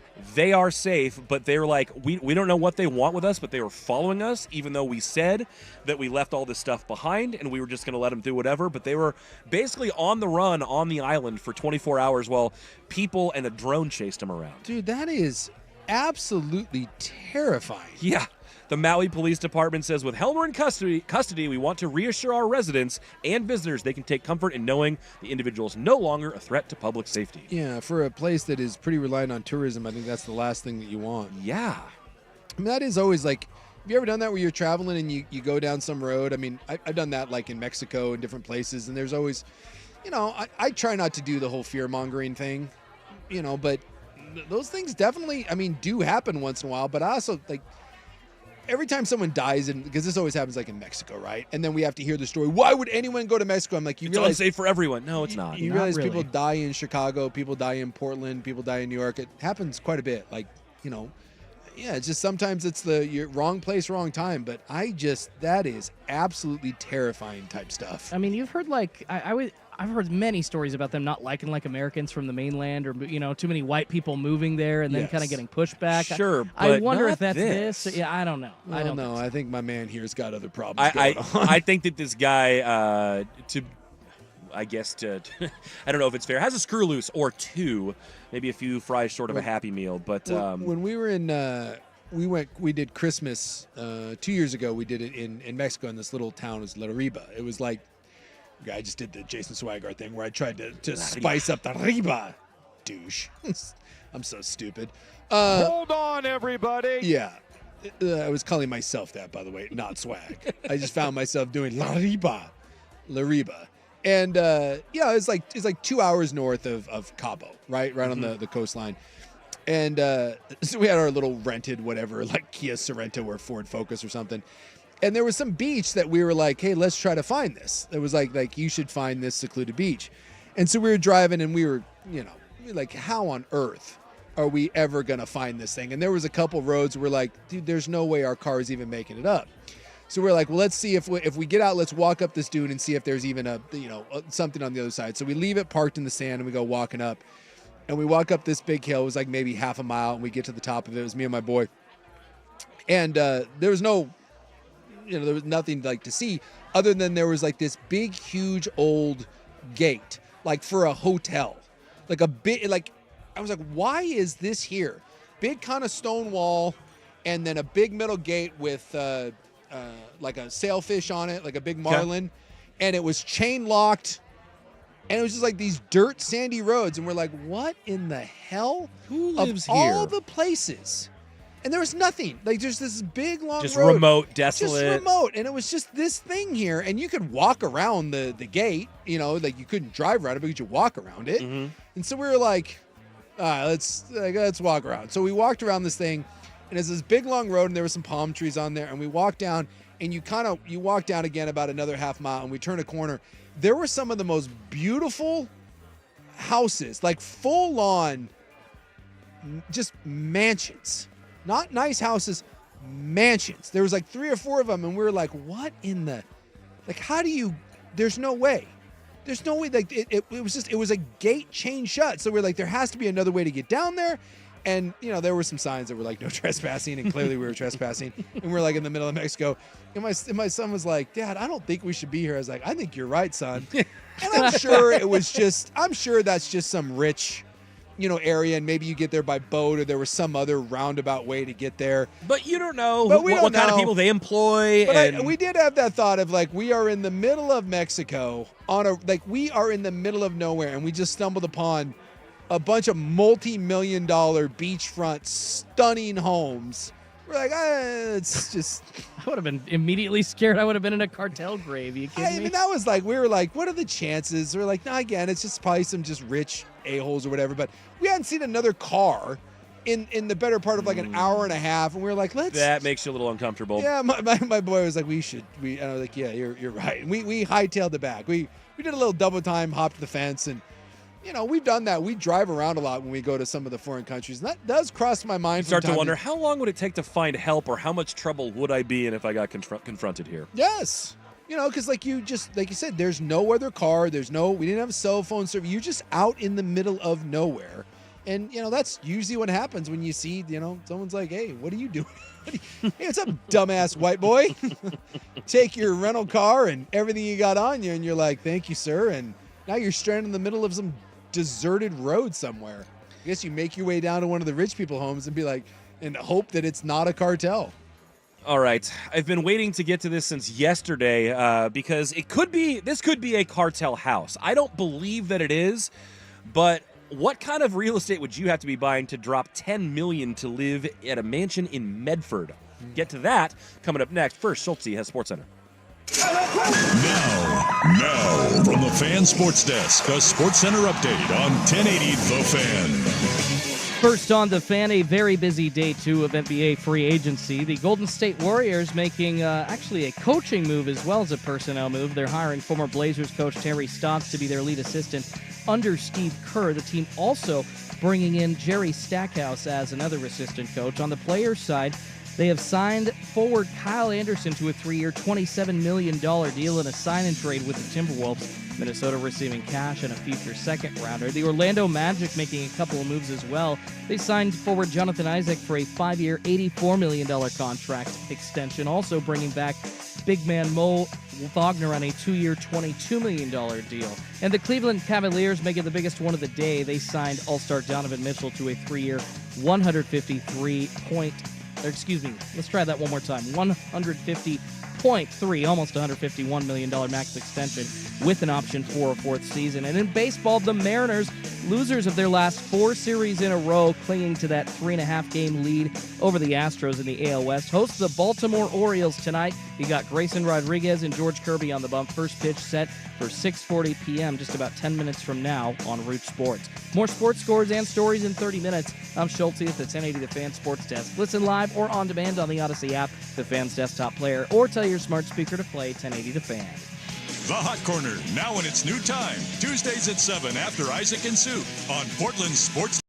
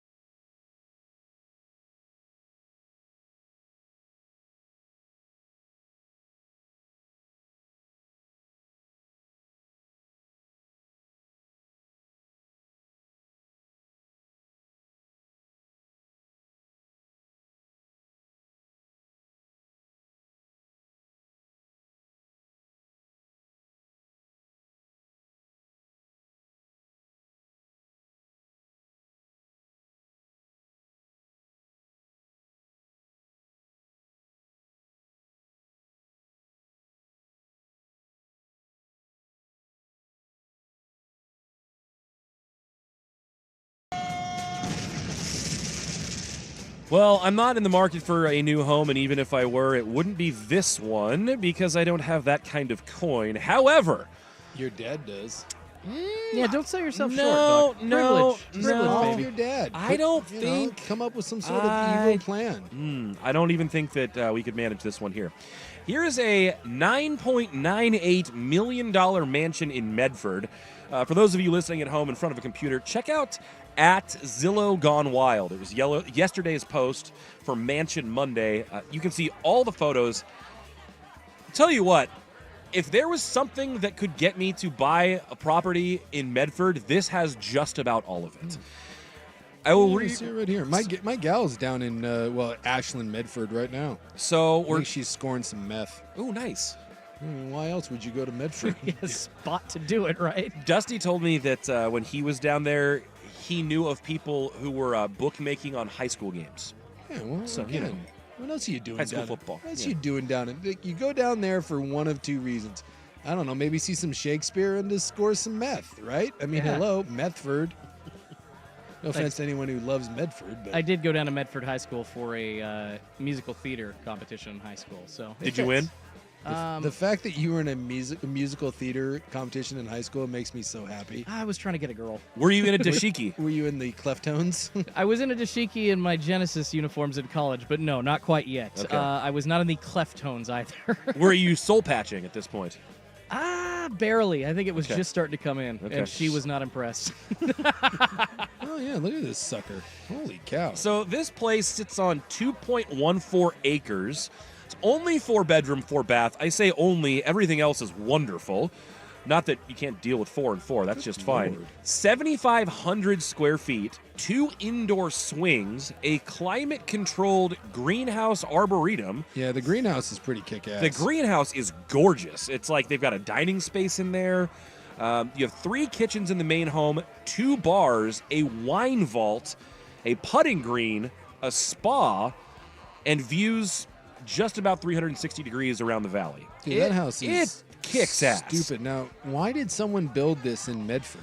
That's a great question. I would love to know whose money this was, why they plunked it down here. All I know about it is that it has been on the market for 47 days. Well, it's going to be on the market for a lot longer. I mean, no offense, but like this house is like incredible. It's stunning, but it is very modern, like very, very modern. So if you don't like modern stuff, you're not going to like this. And who that has $10 million and can buy whatever they want wants to buy in Medford? Yeah, I guess it also won some award in 2023 Yeah. for It's on architecture. Yeah, it's on. There's a listing here on Forbes about Jeez. about it. I mean, it's like I said, it's about as nice a house as you could conceivably imagine. But again, it's in Medford, and you've got $10 million. But it's called Casa de la Nueva Vida, I House have- of the New Life. Yeah, you hear this a lot. Like when NBA players buy homes here, they buy these mansions and then they can never sell them because, like, again, there's not many people here in the Portland metro area that have $7 million to buy a home. Nor do they want your weird custom NBA home where like all the doors are 12 feet and the sinks are up by people's chest. And you have 2 indoor basketball courts. Like, what am I going to do with these? Yeah, that's why they all just move into each other's places. Yeah, pretty much. Yeah. Juan Dixon, I think, rented it out to Greg Oden. After Greg Oden moved, new draft pick. I mean, that's usually how it works. I had a buddy in college that, with a bunch of other friends after they graduated, rented Sebastian Telfair's old house. No. They were like, Really? Yeah. Did you were find like, any bullets? I don't believe they did. Dude, I'm just looking through, like, I can't comprehend. Like, It makes me want to go Airbnb down there for a wine weekend is what it does. what does that cost to I don't rent know. out? Like, I know that's an entirely different world. Like what $10 million buys you, but like if you live there, I don't know. Like, I mean, I guess if you have $10 million, you have someone that takes care of everything. But I just think of like just the general maintenance on that thing. Yeah. What's your landscaping bill? Ooh, yeah. on Well, that and sucker? what's your water bill for keeping everything alive down there? Yeah. Yeah, the maintenance on a place like that has to be in the hundreds of thousands a year, if not more. It has to be. Like, there's no way you're going out and pulling weeds. You're not dealing with like. There's like a 7-tier retaining wall. It's like a tiramisu of retaining walls. like the indoor pools. Yeah, I mean, that thing has to just. It probably. I'm guessing, like you said, $1 million just to upkeep that thing a year. Which again, you got $10 million to buy a home. It's, who cares?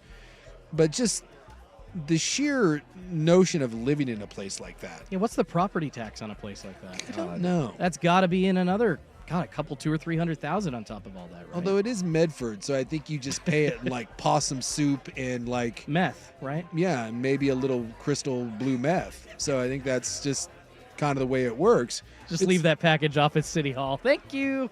I mean, it's It's incredible. I would love to know again who and Yeah, are why. there celebrities who live in Medford?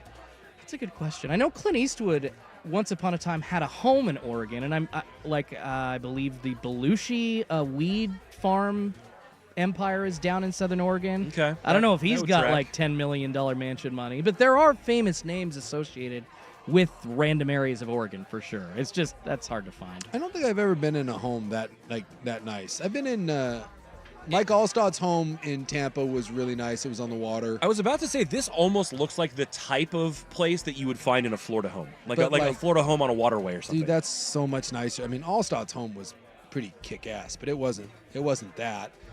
I'm trying to think if I've ever been in like a full-on like mansion. Like where I've been like I don't think I have, because that's a mansion. Like big enough to get lost in. Yeah. Like I've been in some nice houses, and I got a couple buddies that have very, very nice homes that are like stunning. Like I go over to their houses and I'm like, holy crap. But that's a whole different level. I'm digging around. I'm trying to nice. find any sort of, and it obviously doesn't have to be a celeb. It could be someone who just made a fortune, I don't know, selling wine or growing grapes. It could be, but man, that is serious money in a very unique place. Someone said there's an $11 million house in Lake O, and it's $75,000 for the mortgage. Apparently, that's like your monthly payment. Yeah, Ayton bought that home. The guy that wanted to buy the WNBA team. He's one of the co-founders of Zoom Info. The other one being my old neighbor in La Center, who could buy that home, but again, he's not moving to Medford. He's worth $1 billion now. He bought that DeAndre Ayton bought his house. That was the one he got stuck on. That home that he got stuck. Where he couldn't get out in the ice storm. That's in Vancouver. That's on the Vancouver. Oh, is that right? Yeah, it's in the Couve. For some reason, I thought that was up in like the Portland Hills or something like that. No, dude, it's in the Couve. I don't Okay. know why Ayton would move to Vancouver, but yeah, I guess he owns that. He owns that home down on the river. A couple of people have said on the Vancouver Ford text line, Kirstie Alley, but one, she's passed away, and two, did she have that kind of coin? Kirstie Alley had that kind of. Yeah. Oh yeah, Cheers money, baby. Cheers money. I guess you're right. Yeah. You know, come I on. just think about her Look late. who's talking. Well, Hello. I have the recency bias of thinking about her kind of polarizing post Hollywood career. Weight Watchers. That wasn't cheap. Oh yeah, they did pay her a bungload for a while. Oh gosh, yeah. Well, she did like the Jonah Hill thing. She like ballooned up and slimmed down and ballooned up and slimmed Hey, down. She made a lot of money losing weight. I don't know. Is that Kirstie Alley's old house? Although I would think Maybe. if that's Kirstie Alley's old house, you would know that it's Kirstie Alley's old house. Oh yeah. They wouldn't shut up about it, right? Yeah, you're probably right. I don't know. Is that the nicest home in Oregon? That's a good question. I'm gonna guess no. It's one of but like 5. Give me some candidates. Well, doesn't Phil Knight lives here, right? Doesn't Uncle Phil live in? I know he has multiple homes. I'm assuming that Unky Phil has a home in. But he might not have a spread like this. I thought I remembered a couple of years ago, like a. Guessing that I mean, he it could be considerably more like scaled down. And I mean, I'm sure everything is really nice, really expensive, but maybe not everybody wants 7,500 square feet. I don't know. I mean, I thought I remember a couple of years ago, like almost a $20 million place in like the West Lynn area going up for sale. I think there are a couple of those like multi tens of millions dollar mansions in Oregon, but other than that, no. Let's see. So I'm guessing like in California, that's like whatever. That's just a ho-hum sort of thing. Let's see. You can get a. Well, yeah, no, it that's says right a here. lot. April 27, 2024, inside Phil's eco-luxury estate in Hillsborough. So he lives in the borough. Okay. I'm going to say you knew he had to, he had to have a place here. Yeah, probably near the campus, doing some business. Yeah. Pretty easy to go back and forth, yeah. I'm not going to lie. From what I'm seeing right here, I think the one in Medford is better. I'm looking now at Zillow and like the most expensive listings in the state of Oregon, but almost all of them come with massive like acreage on ranches, like stuff out in Burns, Oregon, and things like that, where there's a nice house, but what you're paying for Is the is property? not the house. You're paying for all the land that you get with it. Yeah, I guess they did a whole. There's like a video tour of Phil Knight's house in Hillsborough, and it is very, very nice. I don't doubt. I think that the house in Medford is nicer, although it's flashier. This one, his estate out here in Hillsborough, it seems it's classier. It's more traditionally rich, nice, whereas the one in Medford is like like kind of hippy dippy rich. Now, I found a home in Sisters that I'm looking into. Oh yeah, I bet you there's got to be some stuff down in Bend. Because that's I'm looking for stupid something. expensive. I was specifically looking for something that wasn't on a giant lot, but no, this one's on 60 plus acres. I do think that Lake Oswego one on the water qualifies. It's like 10, 11, 12 mil. It's only like half an acre or something like that, and it's just a big house in a in a little space. I'll see if I can find it when in the break, but I'm pretty sure Cooper Kupp had a giant house that was in like Wilsonville because he was. I think he had roots in the area, and he recently sold it. Yes, I he know did. that it was listed. That was a pretty sweet space. Way more modest than this, certainly, but one of the more impressive, I guess, celebrity-connected ones that I've seen in Oregon in a while. I mean, I live in the same neighborhood a former NFL player lived in here in Oregon. Oh, do you? Yeah, Ryan Allen, former punter for Oh, the New sure, England Patriots, sure. lived 2 blocks up. Heck, I went to high school with that kid and then ended up living in the same neighborhood as an NFL player. Love that. That's my trip is when I lived in the center. Again, his name's Henry. I think he's now like he's one of the top 10 richest dudes in the state of Washington. Damn. He started Zoom Info and he's worth several $billion now. And that dude was my neighbor in my cul-de-sac for like 5 years. Sounds and now rad. I think about the fact that guy is worth a couple $1 billion. Wish you bought a 12-pack or 2 over to his place. Oh, we did all the time. He's a great guy. Oh, okay. Yeah, every now and then, like, he'll squeeze me into his schedule, like 6 months down the road, and like we get like sandwiches, and like I talk to him, and it's weird because I'm like, how's it going, man? Like, cool. How's it living awesome? Yeah, I don't know. He's like the nicest dude in the world. Got a great wife and kid, but it's weird that like some dude that you just like hung out in your driveway with. He's just a guy. Yeah, but a guy with piles and piles of cold hard cash. Several $1 billion. And he's got homes all over the place now, and obviously a jet and all that. And it's just it's weird. I wonder, as I don't want to ask him, like, you don't want to be like all Chris Farley, but like his house was, his house was smaller than mine because it was just him and his wife, and then they had a little kid. So it was just a normal. So what does he do with all that money? His house is significantly different now. I mean, but the one that he lived in, and I was like, when you took your company public and you all of a sudden became worth a couple $1 billion, like, and you just go from, because he was just a normal guy. Like he went to like UNLV law school, and and then all of a sudden you're like, I'm moving into a $20 million house. Like, how long does it take you to realize that's your life? Yeah. This is the kind of, and I don't want to say that's overnight success because someone like that obviously works and builds toward that. But like the idea of going public and then just the massive windfall of cash coming through, that's got to be. He moved from that house that he lived in next to me.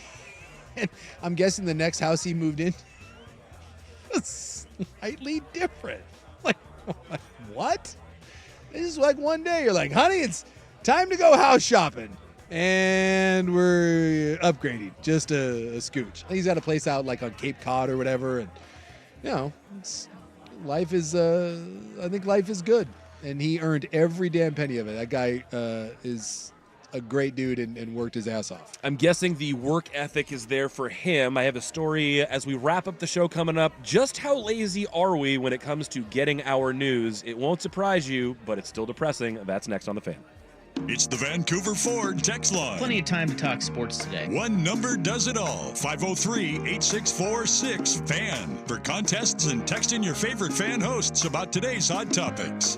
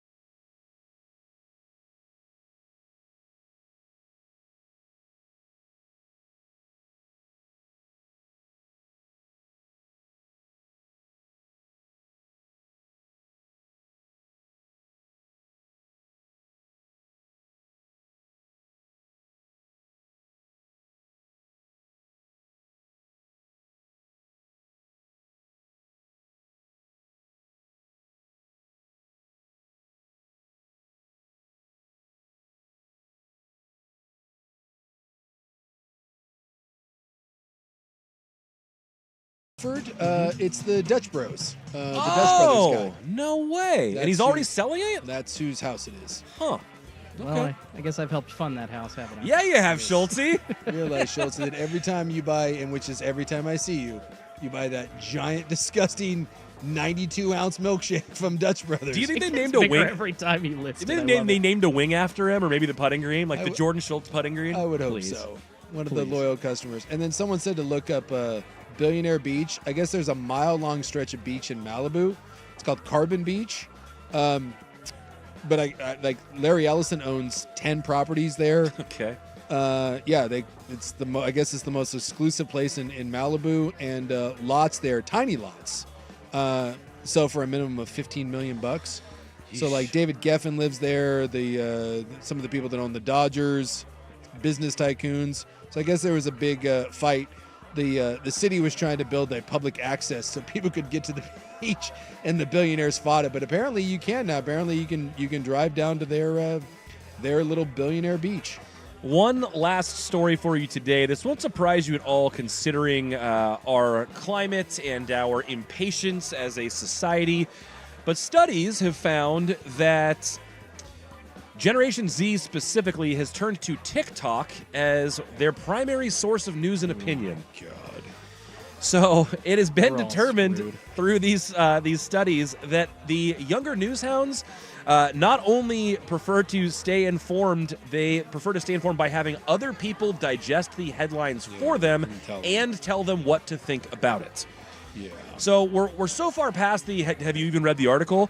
A lot of times people aren't even willing to read the headlines, and they're not willing to do the search or the digging for themselves to find out if something's true, they just if want it's believable. some influencer to be like, hey, I read this story and this is what you need to know about it. They want somebody who they have already decided to trust with a follow to be trustworthy enough to just relay that to them, and they're assuming that will be the case. Yeah, This is the echo chamber. This is how we all end up thinking all the things of all, like it gets driven by the influencers now. Like this obviously real news is still going to happen, but in this case, people who just follow select accounts are just now swallowing whole whatever these people say or what they tell them to think. And so people are getting their opinions, they say, from the comments section of these videos. Well, this is how stupid we are, is that we now, anything that's, quote, mainstream, right? So if it comes from anyone other than a TikTok dude,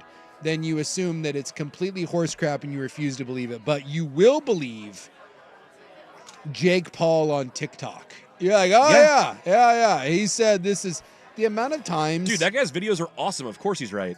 You're just whatever. You know what? The Chinese are going to own us one day, and they deserve it.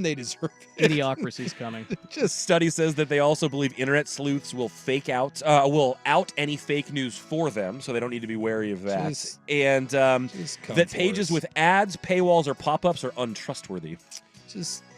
Are you kidding me? Just bring it. The aliens just come and take us. It's all over. It won't be long now.